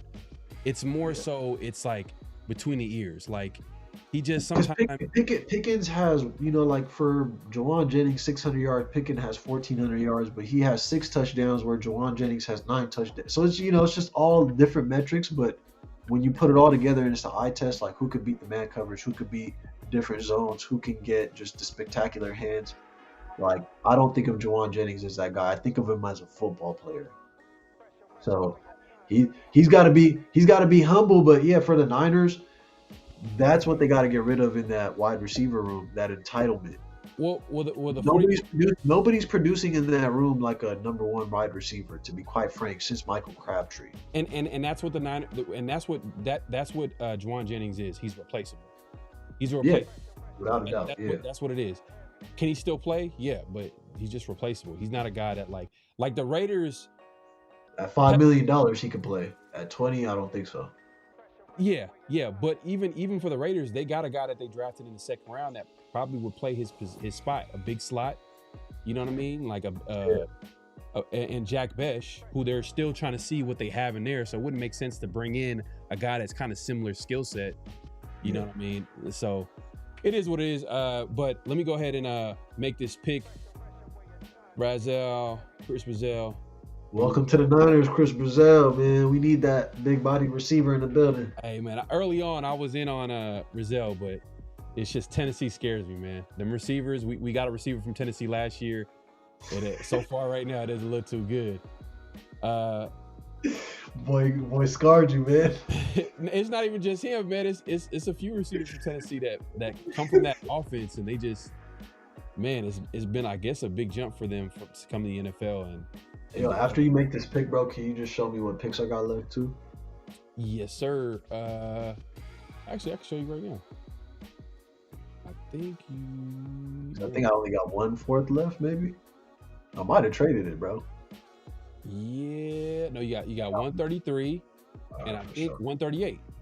How much? Oh yeah, because we pulled back some of those trades. Yeah, there we go. Out of green in the trade, it made it more official. All right, so round 3. So round 2, we went offensive line. Cool, trenches, which was a big emphasis this offseason. Obviously, last few seasons, Raiders offensive line has been terrible. They added a center in the offseason, a free agency, huge contract, but one of the best centers in the NFL. Get a nice tackle in round 2. Now I'm going to look at, let's look at wide receiver here, because Raiders do need to add some talent there. There's a few guys that I need to add here. Well, I want to say a few. Bryce Lance is interesting. That's Trey Lance's brother. Super athletic. Bro. I remember him at the draft. John Lynch was joking about, I want to draft you in a few years. Like, bro, guys like 6'3", 6'4", 4.3 speed, 40+ inch vert. But is he a project? And the Raiders did draft him. They're comparing him to Watson on the Packers. Same school, you know what I'm saying? Oh, Christian Watson? Oh, Christian Watson, that's the comp that they've been throwing out there. Oh, that's crazy. That's a crazy comp right there. I don't know. But but I think he's a bit more. He's more raw than Watson was at that point. Yeah, no, for sure. I'm not mad at the receiver position right now that's available. Let me see. Hey, you're not interested in like bringing Indiana players for Mendoza to have comfort, or do you just feel like that has to be the right pick? I do like Omar Cooper, but I think he's going to be drafted in the first round. Yeah. Elijah Surratt is available here, but the problem is that it's just like kind of what I said earlier. They drafted Jack Besh last year in round 2. He already is like kind of a big slot type of player. Like he plays he's projected to more play in that spot right there. And guess who plays the big slot already? That's the number one option on offense right now, and that's Bowers. because the way they move him around, he kind of takes up that part of the field too. So it's like if we draft Elijah Surratt, he probably has some versatility to go outside, but there are questions about his speed. So he probably might be more effective in the inside. But then you're like, okay, you got a Jack Besh who's an inside player. You got Surratt that's an inside player, and Bowers, he's gonna get his targets first and foremost. That's another player that's in his. So I'm like, And who's like on your offense? Who's your slot or home run hitter projected to be next year? Or is that someone you want to bring in? Do you not have that guy in the building right now? I mean, the closest would be Trey Tucker, man. But dude is like not the biggest guy in the building. But he would probably be the only guy that I can see be a home run hitter. And the reason I asked you that, right, is because, like, what is it? Rashid Naheed, right? Am I saying the name right? They made the trade for the Seahawks. Made the trade for him mid-season. Rashid Shaheed, his impact was felt immediately in the game against the Niners, and I believe it was the divisional game, where before the offense ever saw the field, he already scored, game changer. So I think that was what Henry Ruggs did a few years ago, prior to everything that happened off the field. Like, he was the guy who was taking the top off the field, off defenses, like just stretching the field like that. So it's going to be interesting to see who you guys do draft to support Brock Bowers, and like what the vision for Brock Bowers is. Because you said Brock is learning the whole playbook and he feels like it's a lot. So that might be a new role for him, which is good. But then this is a guy right here, Zachariah Branch, this wide receiver from Georgia, who's explosive, and he could also be. He's still there, yeah. He could be an impact. He could be an impact in special teams. Not the biggest guy, but you could see where a guy like, Kubiak could like use this guy to his advantage. And Trey Tucker is a guy that he talked early on in the offseason. I think, he didn't really know too much about what he had. He probably generally knew what he had on the roster, but as they talked to Kubiak as this offseason went along, Trey Tucker was a guy that he kind of brought his name and kind of talked him up a little bit. But, he is on his last year. So maybe this could be his Rashid Shaheed. It could be a guy. I know a lot of people are looking at Bryce Lance and Ted Hurst. Could be an option here. So I'm gonna do something different, because all these guys are gonna need some time to develop or are gonna be complementary players. I'm trying to figure out what's the player that fits most with what we have now, because it's obvious that the Raiders are not gonna be able to address every need. And in a perfect world, we would want a number one outside X receiver on the outside. But, like Kubiak said, in a perfect world, we would love to have the Calvin Johnsons of the world. But in reality, like, we got to work with what we have. And I think Branch he could add something to this receiver room. So I'm going to go ahead and draft Zachariah Branch. Explosive, special teams. You know what I mean? Those are two big parts of the game. So, man, if you already make sure to clock in, hit that like button, hit that subscribe, hit that notification bell. Hey man, shout out to Spy Tech and John Lynch. I hope y'all taking notes, man. That's how it's supposed to be done. Yes, sir. If y'all watching, man, shout out. What's going on, John Lynch, man? What's going on with Spy Tech, man? How you living, Spy Tech? Nah, for sure. Your boy got a cold last name though, bro. Spy Tech and you the GM? Hold on, man. I know. You got to watch it real quick. So we got 102. Damn, I was looking at safety earlier. And I'm about to go to safety real quick, because this is where I do not want to miss out on my. Yep, here it is. I'm gonna turn in this card. Bud Clark, one of the Bud Clark safety out of TCU, man, playmaker, ball hawk, got range, can come in and make the tackle down. But the thing about him, he's not the biggest guy. You know what I'm saying? So it's like, but the thing is, I feel like the Raiders in that safety room, we don't got a guy that can play the deep part of the football field. And I know in the NFL right now they're playing the 2 high, but we don't have a guy that can actually, have range, because we have Palomar who can play in the box. We got We got another safety that also can play in the box that we signed last year. I think he's on his last year of his deal. So and it's just we need something different in that room. So I'm gonna go ahead and get draft Bud Clark here. This is an easy one for me, move, bro. You gotta balance out your picks. 100%. And we're not It's done. sad when I see players go. You've been doing all these trades with the 49ers, man. This is where the Raiders need to go to work right now. So you got pick 117. All right, so this is where I'm gonna let's see what we go. Gotta go defensive line here. Let's see. Yeah, D line. So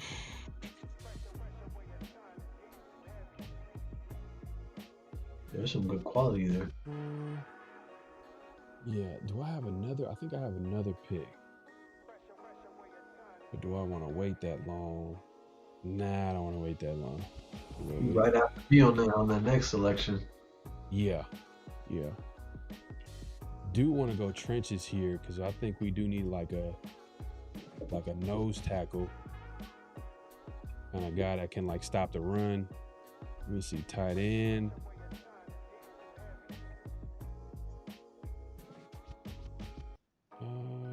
Damn. Oh, there's plenty of guys left. All right, that's another position. So we've said before last couple weeks, like when we talked about the tight end position, it's not like a big need. Obviously, we got Brock Bowers, but you've talked about this before. Watching the Seattle Seahawks when Kubiak was there at OC, a lot of 12 personnel. So in order to run that 12 personnel, you got to have two tight ends on a football field. And we do got a Michael Mayer, but he's on his last year of his deal. So teams, the way they address sometimes replacing positions, they replace it sometimes in a year advance before they have to replace it, right? Sir. So I'm not going to go tight end here. I'm probably going to go... so it's either between Jamie Harris and McClain. Here we go. I'll go Harris here. A little versatility, man. Yes. Okay. Big boy.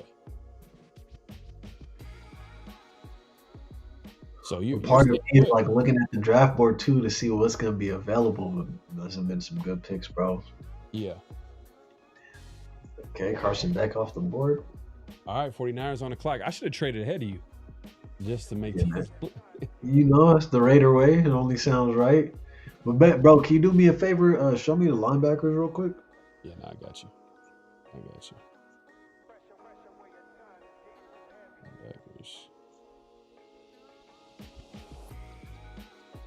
The way you like. All right, take me to cornerback now. Okay.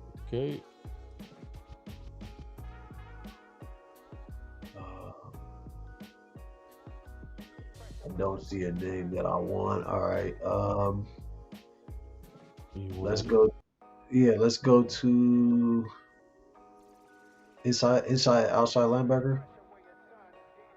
Linebacker. Well, we were at linebacker earlier. It just. What is that IOL? Is it not? It's inside interior offensive lineman. Oh, I'm bugging. Okay. You know what, bro? People are not gonna be happy with this. Yeah, go safety right now, and if not, just hit tight end for me after. Ooh, I feel like this is a little too rich to draft any of these players right here, bro. All right, let's go back. You said safety. Tight end after this. If not, I'm gonna land on edge because players that I'm aware of are not on the board. Okay. All right, now we to just go to the whole draft board and then just work your way down for me. All right, Jacoby Lane, man. Jacoby Lane. Wide receiver USC. So did you go receiver earlier? Yeah, bro, but that's like my strategy is based on what the draft board has. Outside linebacker would have been something, but the value of the players available at that value, I just don't see it. And for me, the logic again is we already addressed the defensive end. I don't We know, gotta. man. Jacoby Lane, if you can get him in the fourth, that's actually pretty solid, man. Jacoby That's Lane. what I'm saying. So grabbing him with that gives me a big body receiver that can work under Mike Evans, can kind of get the tutelage, could probably get set up in a trip setup where can you Yeah. imagine Ricky Pearsall, and obviously Jacoby Lane, and then Kirk.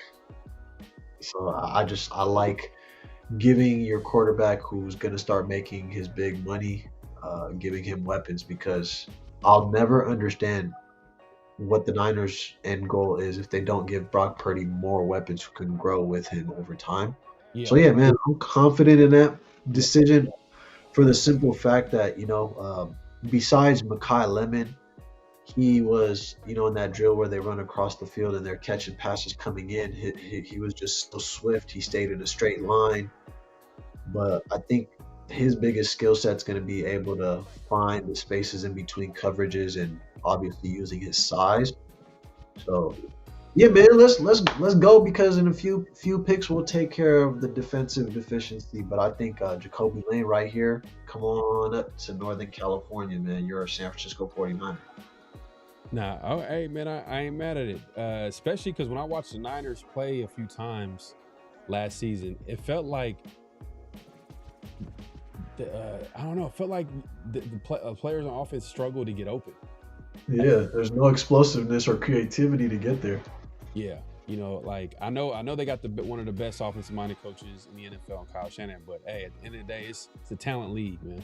You ain't got the players that can get open, and you got a quarterback that you play that they're paying like all that money that they're paying him. So if they feel like he's the franchise quarterback, they got to put the pieces around him. So I can see them probably, attacking.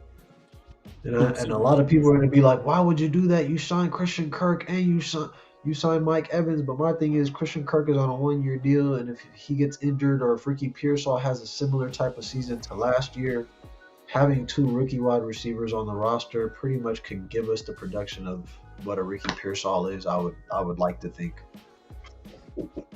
Yeah. It's also an insurance pick as much as it is a talent pick, bro. Yeah. No, I feel you. I feel you. And look, hey, that's the type of pick you make when you trying to go for it. You trying to go for it. Now Raiders are on the clock right now. So far, let's look at let's see what we've done so far. Okay, we went Fernando Mendoza, we went offensive tackle out of Arizona State. Max Inakar, I'm probably mispronouncing his last name, man. You do a better job than me, bro. The Carrier Branch, who's related to Cliff Branch, the late great Cliff Branch that played for the Raiders back in the day. And we got Bud Clark, free safety that the Raiders need, that they don't have on the roster. Address the defensive line right here with Xavier Harris. Now I could have went here, or another guy would have been the D tackle out of Missouri that I was looking at. But I feel like this guy will probably give you a little bit more pass rush, and also could stop the run. But it's a good spot to pick a defensive tackle. And then you got now this is our third round 4 pick. Let's take a look here. Yeah, how you trying to build out the roster, bro? What's the next move here? I kind of alluded to it earlier. I was looking at tight end. Okay. Now, see, the thing is, sometimes this PFF board, sometimes it'll be a little bit questionable because some of these guys that are available, a little bit later, I'm not sure if they're going to be available. Two picks later, yeah. In the draft, in the actual draft, because a guy like Oscar Delp here, yeah, this is a guy, when you watch him, you be like, you squint your eyes a little bit, you be like, is that Brock? You know what I mean? Is that Brock? Like he had a play where the way he accelerated and like was able to get yards after catch, you'd be like, man, that's a little bit Brock Bowerish. Like the way he was able to, get into come out of his break, catch the ball, and then just accelerate to get like an extra 15, 20 yards. I was like, whoa. Yeah. But that's not why I'm also wanting to get a tight end. I want to get a guy that complements Brock Bowers.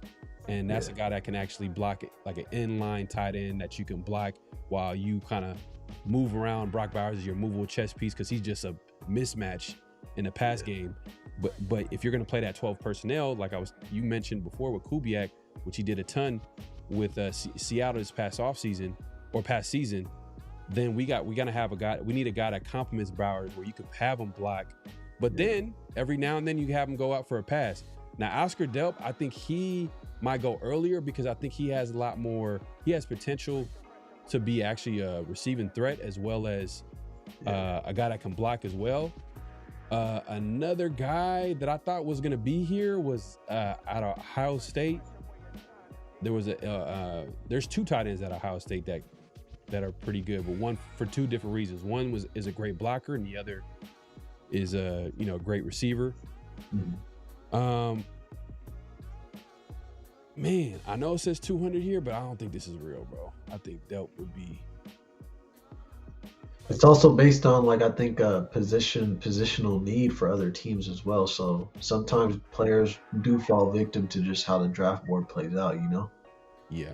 Like you said, his value most certainly got to be higher. Yeah.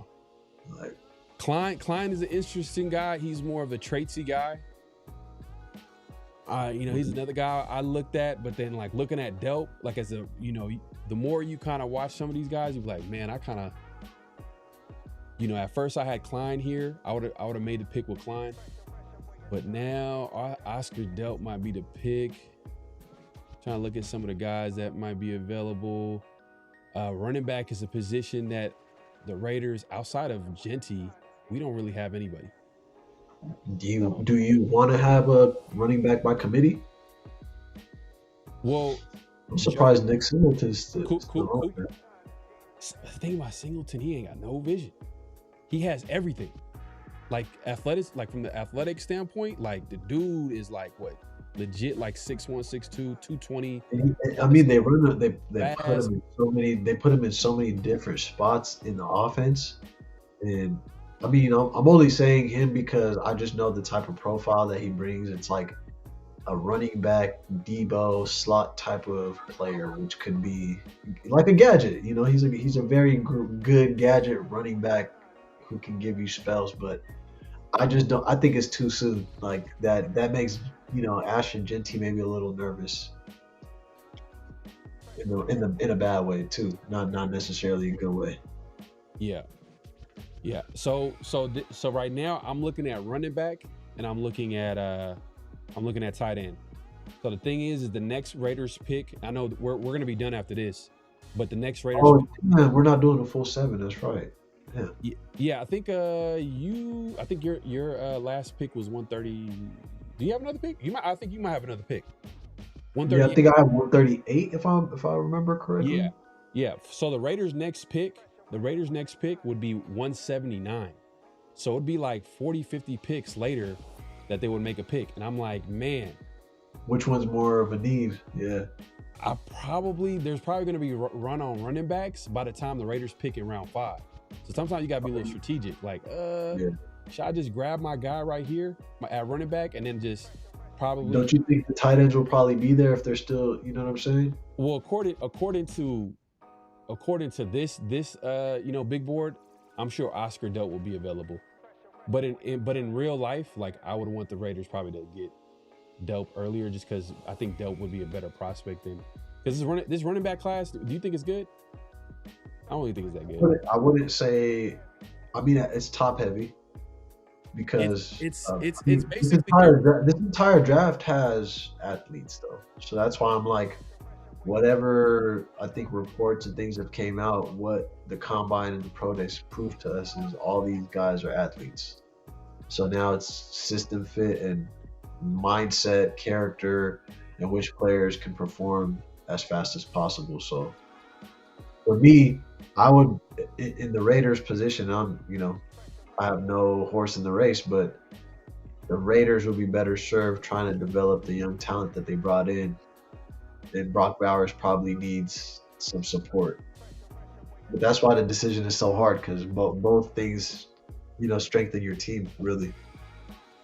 It's tough, bro. It's a tough call, man. And we're talking about we're talking look, we're talking about like when you're drafting at this point, you're talking about the depth. You're not really talking about like, oh, this is gonna be the next starter. Nah, you're talking about depth. Yeah. You know what I mean? Like the reason why I'm talking about running back is because you hear Kubiak talk about the running back position. He's all like, yeah, this is gonna be a 2-back system. Ashton Genty was drafted number 6 overall, but he's saying that this is gonna be a 2-back system. So in order for it to be a legit, I think blocking tight end is probably going to be a veteran. I don't think y'all going to spend money or draft capital on a blocking tight end from college, bro. Bro, but the thing is though, you think they will? I don't know. I'm just the reason why is because there's been like a shortage in blocking tight ends in the NFL. Yeah. Think about it. Mercedes Lewis came back to play in the NFL. Mercedes Lewis has been he's been playing for. He's over 40 years old, I believe. He came back to play in the NFL last year. You know why? Because there's not a lot of blocking tight ends. Yeah. I think there's a shortage of them. So what I would also add to that, bro, is on top of the shortages, a guy who's one-dimensional like that, especially as a veteran, it gives teams no hope about developing them, right? It's like this dude is just only going to block. I can't have him in there for a catch play, or his hands are not reliable, and that's like the Niners were caught in that situation with their third-string tight end. So, I mean, shit, man.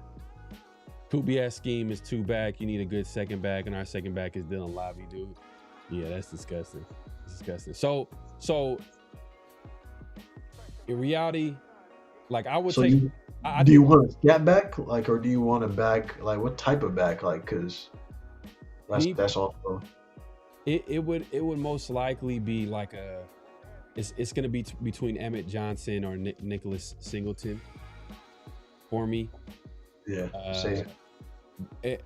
But Damon Claiborne personally is the guy I like. Like if you watched him, like he's hella fun to watch. Like he's like a natural runner. Not the biggest dude, but man, give you special teams value, explosive. Very shifty, perfect for an outside zone system. Kind of to give you an idea of how he plays, like to a certain extent, kind of like Davion A-Chain, kind of play like him. His stylistically, like the way he plays, like man, he's fun. But his problem is that he can't play on third down. He can't catch out the backfield. He can't pass protect. He has low key a fumbling issue. So. You see what I'm saying? Like, there's a lot to like, but then there's a lot where you be like, you know what? This is not a guy that's going to contribute or get a lot of snaps year one. They're going to have your division has a lot of good defenses, so that's not something I want to hear. A player who's to fumbles, that's like scary. For him, it's like the fact that he can't be a threat on third. Like, he can't catch out the backfield. How are you going to get carries behind Ashton Genty? Yeah. How are you going to get touches? I mean. You're gonna have to catch. You can't catch at the backfield. I'm like, damn. So you probably need a bigger back then in that case. Yeah, and a guy that's probably explosive. You know, like speed. You know, Genty, he has a little bit of speed, but he's not fast. You know, you don't consider him as a fast guy, like a speed. Yeah, you don't keep defenses honest when you have Genty out there. But if you had like a change of pace back who's like could just take it to the house. Yeah, and that's why I like Claiborne, but like this might be a little too rich. But this draft is kind of like it's Jeremiah Love and then everybody else. To be honest with you, exactly. It's top heavy, bro. Yeah. So I'll go Singleton here. Just because Omega was like, man, 2-back system. I'll go ahead and get Singleton, and then I know that I'm probably get someone that can block. At tight end. I mean, I saw a report today too because I believe he broke his 5th metatarsal in his foot. So just knowing that he's already cleared, and Deebo Samuel's struggled with this similar injury early in his career. I think it was the 2nd year in the off season, and it's not like an injury that lingers if you heal properly. So that's a good pick, bro. Can you take me to the defensive tackles, bro?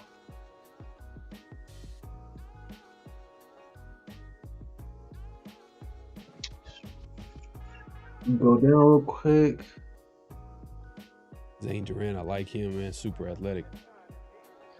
Yeah, the guy I was looking for already gone. So Yeah, go back up to the top, bro. You want to stay in defense line? Yeah, stay at defensive tackle for a second, because I'm just trying to think, like, that's a little too rich. I'm thinking D line or safety here, to be honest, D-line safety.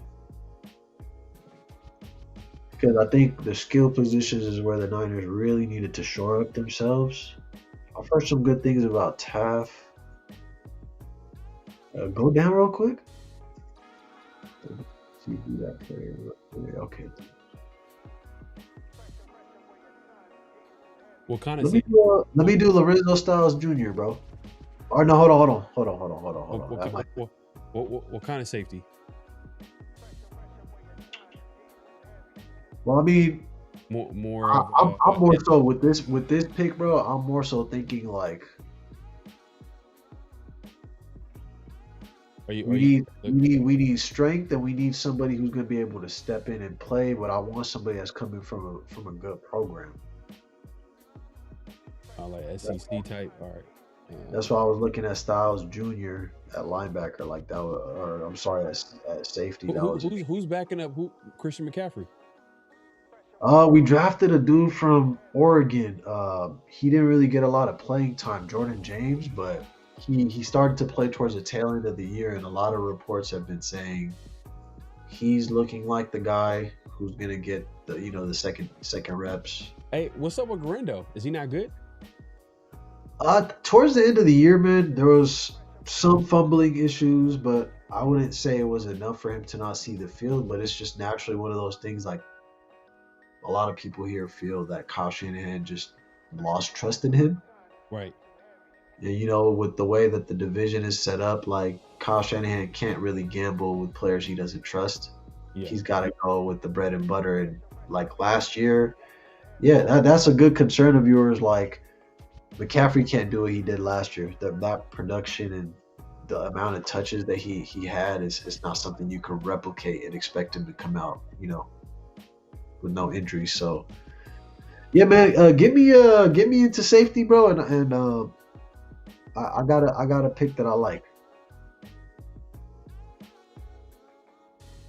BJ Payne. BJ Payne is super athletic. Yeah, bro, but I'm gonna go Lorenzo Styles Jr., bro. All right. For the simple fact, like, I mean, can you click on the player profile real quick? Yep. For the simple fact that it's like you see the games played, right? Like playing high level games, and I mean those grades are relative, right? But it's the tackling, like he's improved as a tackler. And for me, it's just being in a system like Ohio State where you're not like if there's three better players than you, his brother, Sonny Styles, Arvell Reese, if you're on a defense like that, knowing how to play with high caliber level players, that to me translates well in a system like the San Francisco 49ers where there's just so many great players left and right. And for someone who knows the importance of just doing your job, I'm comfortable taking a pick like this. Like I think PFF had him at 208 overall, but 208, 138, that's not really, to me, that's 60 picks or so. So he played a lot of snaps in the slot, came down and like he was probably a nickel. But then he also played deep as well too last season. So, and that was the Niners really struggled with low key moving around. They moved around. Yeah. And I mean the Niners are looking to fortify the safety position, get younger, get faster, get stronger. And I can't remember the last time. I mean Malik Mustafa is probably the most recent guy that they drafted, and I remember like. Brother, I'm forgetting his name, man. His name is Tig, but he played for Penn State. And he had an interception in the Super Bowl. Why am I slipping on bro's name? 27 on the Niners, bro. Anyways. just goes to show you what time it is. But yeah, like, bro, it's really more so for me. Again, all these players that I've drafted have came from good programs, whether it was the talent that made me see them. But yeah, Lorenzo Styles Jr. for the simple fact, like, I like the family that he comes from, the genetic makeup, and then beyond that, Ohio State as a support system. You know, Caleb Downs and him were on that defense. So I just like high caliber players. He might not have been the best player on that defense, but he belonged on that defense, and that says enough. All right. That's the safety that you want to go with. Yeah, All right, man. here we go. That's going to pretty much wrap up. Let's Let's see what they give with the grades, man. All right, so That's your first pick. So this is all right. So they're looking at my mock draft here. Yeah, okay. This is according to PFF though. It's according to PFF. But Yeah, but you hit a B+ right there with the fourth round with the Xavier Harris. That was a smooth pick. Yeah, I'm not mad at this. Let's see what we got here. Dave Bailey that's gonna be nice, bro. That defense is gonna go. That's the A+ right there. Third, Chris Brazell. Okay, back-to-back picks at wide receiver. Hey, look. How I'm feeling, bro. I felt like Chris Brazell and when I was watching the 49ers on offense, I felt like it felt like they didn't have anybody that can get open from them at will. You know, I mean, when Ricky Pearsall was healthy, bro, the first 4 weeks of the season, bro, he was like top. He was in a lot of the top categories for catches, yards, and all that, but he quickly fell off because of the injuries, bro. He missed 3 games. You missed 3 games again. We're already in week 12 now. You know what I mean? It's tough, bro. Franklin says Emmett's a safer running back at this pick. Yeah. I'd rather get someone that a little bit more explosive than Emmett. I think he could be solid, but I don't think he's gonna be anything special. But yeah, man, I want to get someone a little bit more explosive. And Singleton, he's a good pass catcher too. You can criticize him as a person that, like, you know, he has the physical tools, but you know, running back, I think running back, for them to be successful, there's not really they don't have to be necessarily athletic in order for them to be successful. Yeah. There's a certain level of skill that they have. They have to have a little bit of lateral quickness and a burst, vision. If they don't have that, you know, you could run like a fast 40, but they won't necessarily be good. Because Isaac Garendo is a guy that he ran like a 4.3. Did he run a 4.2, 4.3 coming out? Yeah, you're a 4.3, low 4.3, I believe. And so far, you know, he's kind of been okay. I mean, I know he plays on special teams. He's a kick returner. I don't know if he's kind of contributed when McCaffrey was out. I don't know if he's ever had like a good game. He's very good at, like, he's been a change of pace back, but I think once teams realize he can only do that specific thing, where it's like, oh, he just wants an outside toss and wants to get to his third stride so he can just get home, which will always be a valuable skill set. But I mean, I'll go the opposite of that, where there's a guy who can bench press and looks like he's just the most physically imposing football player, but when he gets on the field, his feet are not quick enough, or he's not able to set the edge, or he just doesn't have the mental understanding of the game where physically he's already able to get to certain spots, but he's not understanding of, like, how can I use my leverage to maybe get that sack to my teammate because I know I can't get there, or let me get this sack because of what the stunts we're running are. But again, like, you're right about that, bro. Like, the strategy at the end of the day is, how can we bring these players in to fit what we already have, but we have to have a vision of what we want the team to be. And for me, last year, the Niners slowly started to lean into the offensive identity and tried to outscore people. But like you said, when you come up against great defenses like the Rams or the Seahawks or like in your division with the Broncos or the Chargers or even the Chiefs, you have to be able to have some players who can take the top off the defense, who can get in behind the zones, who can make clutch catches. So that's why I was so aggressive in my draft, because I don't feel like the Niners are 6 pieces away. Yeah. But if you look at just the history of how the NFL has gone with the 60 Super Bowls we can look at, it's rare that a team in the same division win the Super Bowl the next year. Like the Seahawks winning a Super Bowl and the Rams winning a Super Bowl the very next year. I'm not saying it's impossible, but the odds are not in favor of the Niners or the Rams or the Seahawks for that matter, right? There's repeats that can happen, but you can't think outside of the context of what this year brings. So, like, again, the Niners have to swing for the fences, and if they fall short, they can use all their draft picks next year. But this year, they have to be all in, because nothing should be more sickening to you than to see your division rival win a Super Bowl in your home stadium.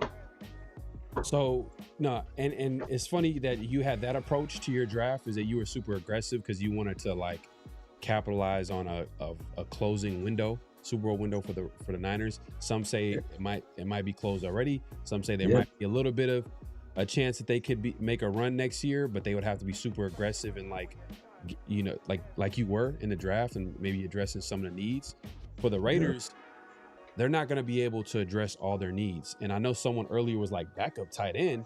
Well, the backup tight end is not going to be as valuable to some teams as it is for other teams.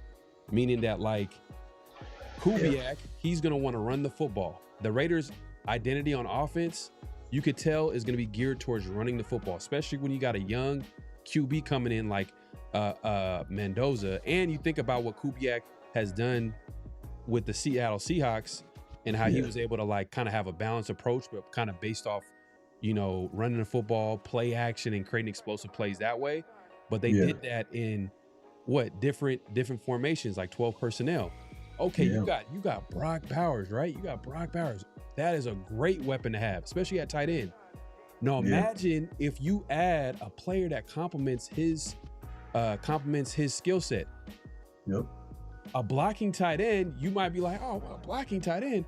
But obviously we couldn't get that in free agency.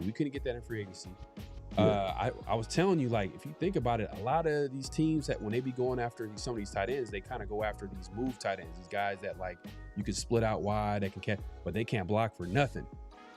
And I think blocking is very, it's to the average, you know, fan, they're looking at it as very like, it's not glamorous. Yeah. If you're going to be a running football team, everybody got to block, the receivers, the tight ends. And Michael Mayer, he's on his last year of his contract. Mm-hmm. If we're being honest, blocking is not a strength of his. Even coming out of college, he was more of a receiving tight end than he was a blocking tight end. He had to really develop into that. And you can argue that he's been inconsistent as a player as well as a blocker. So I think that at some point, like later in the draft, like I'm saying 4th, 5th round pick, I say at some point they should start looking at creating depth at certain positions. Yeah. So yeah, obviously if there's a need, to me it's BPA, and if a guy fulfills the need, go ahead and get that guy. But if there's a position where you can grab, and then the following year, you know, a guy that's playing the starting position is probably going to leave in free agency, and you just got a player that you can develop for 1 year or be a backup for 1 year and then eventually take his spot. That's 2 birds. To me, that's a no-brainer decision. So that's why I'm looking at tight end at some point in the draft. I'm not saying round 2, not round 3, but the Raiders have 4 4th-round picks.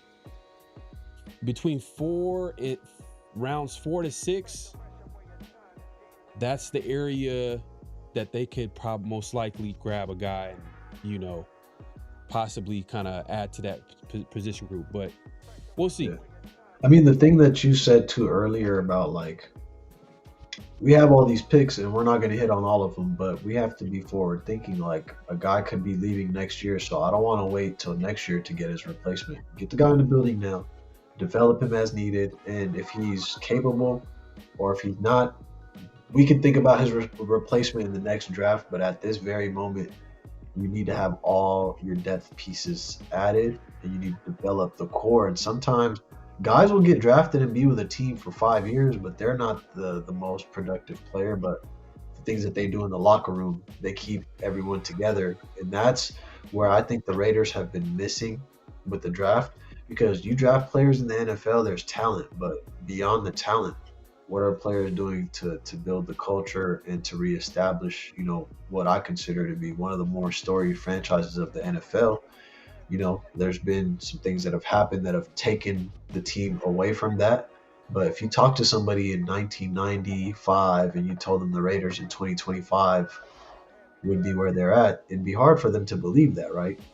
So now you could say that about a lot of teams, but I think the Niners would be wise to try to get top end talent, and that's just the nature behind the business. Like, there will be another GM who's going to be more aggressive, and Kyle Shanahan, he's done well enough to keep the Wolves, and I say the reporters of the Bay Area, off of him.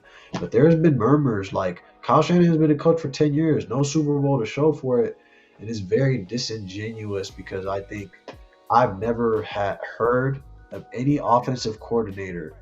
Tell me another offensive coordinator besides Kyle Shanahan that's been blamed for losing a Super Bowl. Oh, wait.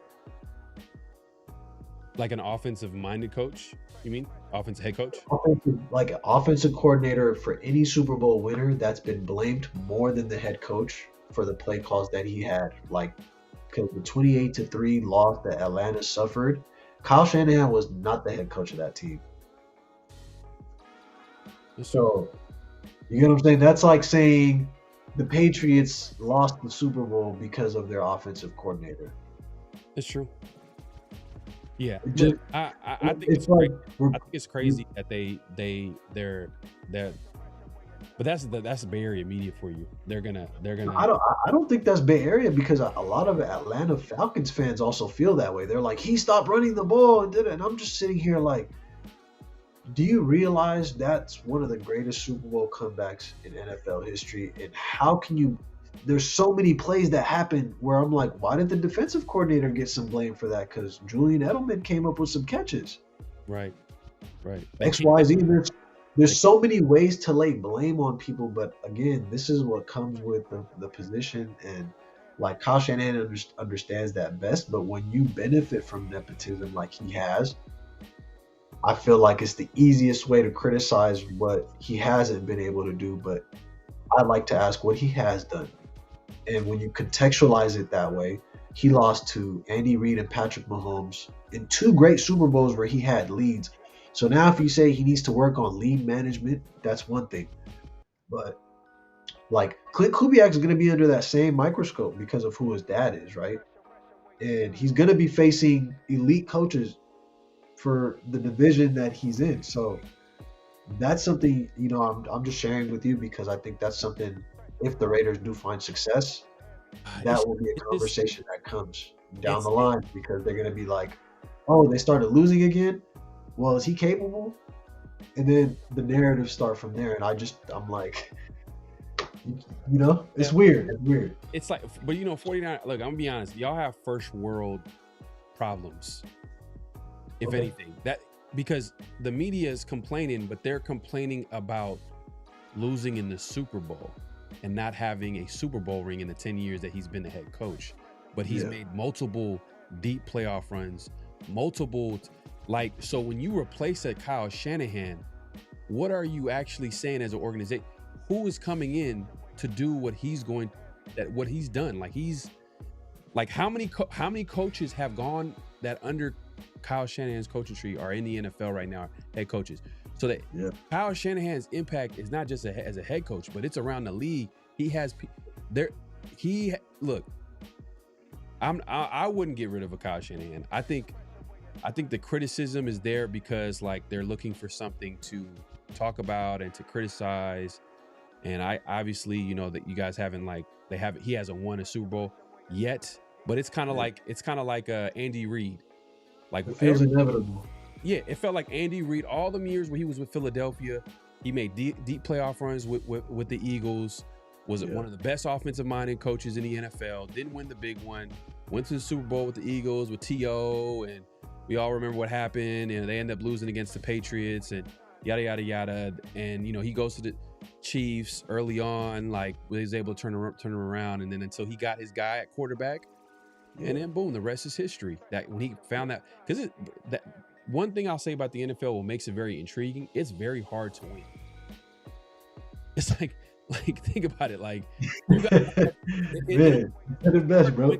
In order to win consistently, the way that he's had, you almost have to have a great quarterback and also have a great quarterback. That great head coach and great quarterback combination are usually teams that win consistently.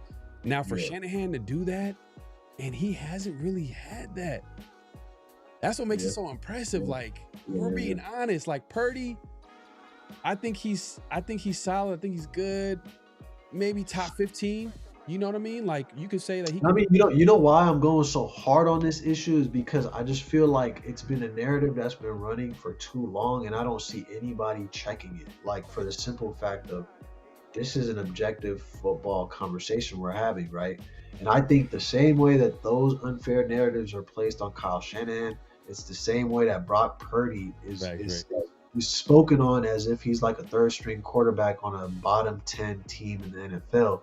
When every year in the 4-year career that he's had, he's been the difference between the Niners being an effective football team or them being just a run-of-the-mill average team. Because as good as Mac Jones played, he was 5-3 as a starter. Yeah. Right? Brock Purdy came back in. The offense is clicking. He's making timely throws. He's anticipating a lot of that. Mac Jones wasn't too bad. No, he wasn't too bad, but 5-3 is not the standard of a playoff caliber type of quarterback. And we have to be very clear about that. You know what I'm saying? Because it's like, yeah, he's serviceable and he's like his personality. He has a better deep ball than Brock Purdy. Like, those are things that can easily be seen on the film. But what I'm saying is when Brock gets into the huddle, he commands that huddle. And there's no mistake. There's no mistake that that's why Brock Purdy has been so successful, is because the person who developed him is Kyle Shanahan. For all the conversations about lack of development, I think it's the same thing that Clint Kubiak's going to deal with for the next 5 years, because he has ample talent, but he's in a division where obviously he's working at a deficit. Like you said, the Niners have first world problems. That's, not to be argued. Sure. But the Raiders could easily have first world problems in a year or 2 years. And they need to win. How, and how does that happen? You know what I'm saying? But I think the draft is where all that starts. These narratives. I do agree with this. Someone in the chat was like saying that they believe Lynch would go before Shanahan, and I agree with that. I think Lynch would go before Shanahan. Shanahan is just, it's hard enough to find a head coach. It's hard enough to find a quarterback. It's hard enough, but like Lynch, you can see him being. I got a question for you too, kind of like along the lines of this comment right here, bro. What's up? Would you rather have your team win the Super Bowl once and then be average for like 20 years, where you only make the playoffs like 4 more times? Or would you like to be like the Niners, where you're a perennial contender, you're knocking on the door, you have old history you can lean on, but there's not a current championship you can celebrate? I would win the Super Bowl. That's the right answer, bro. I'm not gonna hold you, man. Oh, that's the right answer. Look, if I just see it one time, just let me see it one time, I'm good. I'll be like, you know what? You see, y'all didn't see it, bro. This one time. So I could just be like, hey, look, man, back in my day, see, y'all youngsters haven't seen greatness, you know what I mean? Back in my day when the Raiders win the Super Bowl, man, I just need one, man. Just give me one. I have one. The reason why I say that though, bro, is because having been a Niner fan and seeing the Niners lose 3 Super Bowls, there's no worse feeling than preparing that 2 weeks of prep. Like from the time you win the NFC Championship all the way till Super Bowl Sunday is that 2 weeks. So you're anticipating and dissecting the game and all that for you to lose in the fashion the Niners have lost the 3 Super Bowls. I'll be honest, my answer is the current situation the Niners are in, because I feel I would have been spoiled if I saw my favorite team win a Super Bowl. Like Was it closest? The closest, the Chiefs?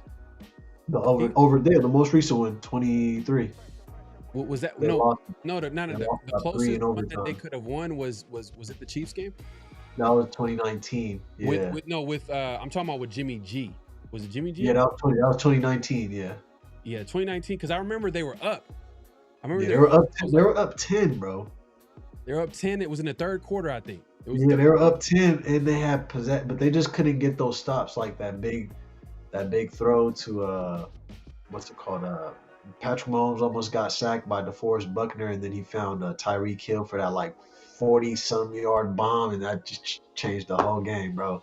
Hey man, Ray, you're hella funny. Warriors dynasties kept me from jumping off. It's just Raider fan. Hey, bro, how you feeling right now, then, man? It's the end of the road, bro. Yeah. No, but his point. I think what he's trying to say is like he's seen like a team like actually go there. Well, yeah, without the Warriors, it'd have been and over, capitalize and win. Like the Warriors, we all know they at the end of the road. Whatever. It was 23. Oh, 23. They went OT. They went overtime. Yeah, 23 was OT. 2019 was Jimmy G missed that long ball. You know what's funny, Adele? You know why? You know why you guys might be right? Because I didn't watch the game. Because I ain't trying to watch no nasty ass 49ers play the Chiefs. Go ahead, bro. Get it out your system, bro. That got to be the nastiest combination in Super Bowl history, man. The Chiefs and Niners. Come on, bro. Ain't no. And it was in Las Vegas too. Oh, that's right. Got to see the Raiders and Niners win. I'm glad for that. Got to see. Hey, look. Hey, but I'm glad we were able to do the mock draft. You kind of seen like 2 different versions of how they would approach it. If anything, I was actually going to trade down. Like Adele went ahead and he traded up. I was going to trade down, but I seen that offensive tackle available in the first. Like realistically, they're going to probably take him. You know what I mean? Like that's a good prospect who everybody has. A lot of people have him kind of going in the first round, but if he's available in the second. Can you imagine if that Max Crosby trade didn't get rescinded right now? How you would have been acting. Bro, I would have been in the I would have been like that Birdman.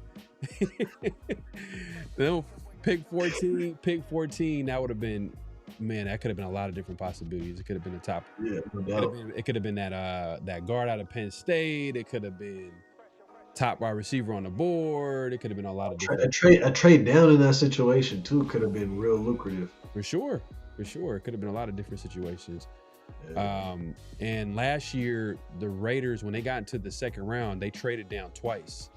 So that's a big possibility that can happen this year.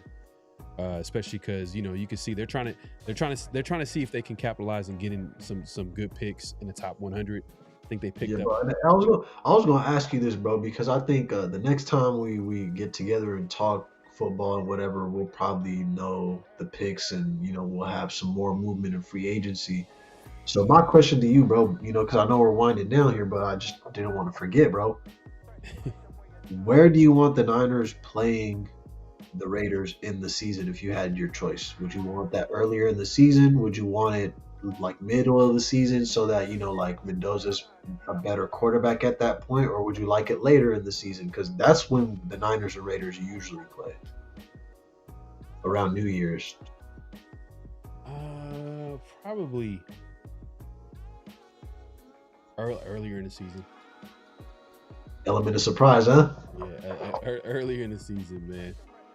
Earlier in the season, but but the way the Niners have kind of like unfolded the last few years, like you might be later in the season because they've been hurt so much, but probably later in the season. It's kind of hard to tell because I got to see how this Raiders offseason goes. I think they're still another offseason or 2 away before you can actually consider them a legit contender, but you never know. Like after one good offseason, a lot of the way I look at free agency, as much as we talked about how good of a free agency they had, it's not the way to build a football team. Like on paper, it looks good, but like it's not the way that this team wants to. This team, even Spy Ticket has said in the past, he wants to build a football team. He wants to build through the draft, but he had to spend that money. He had to.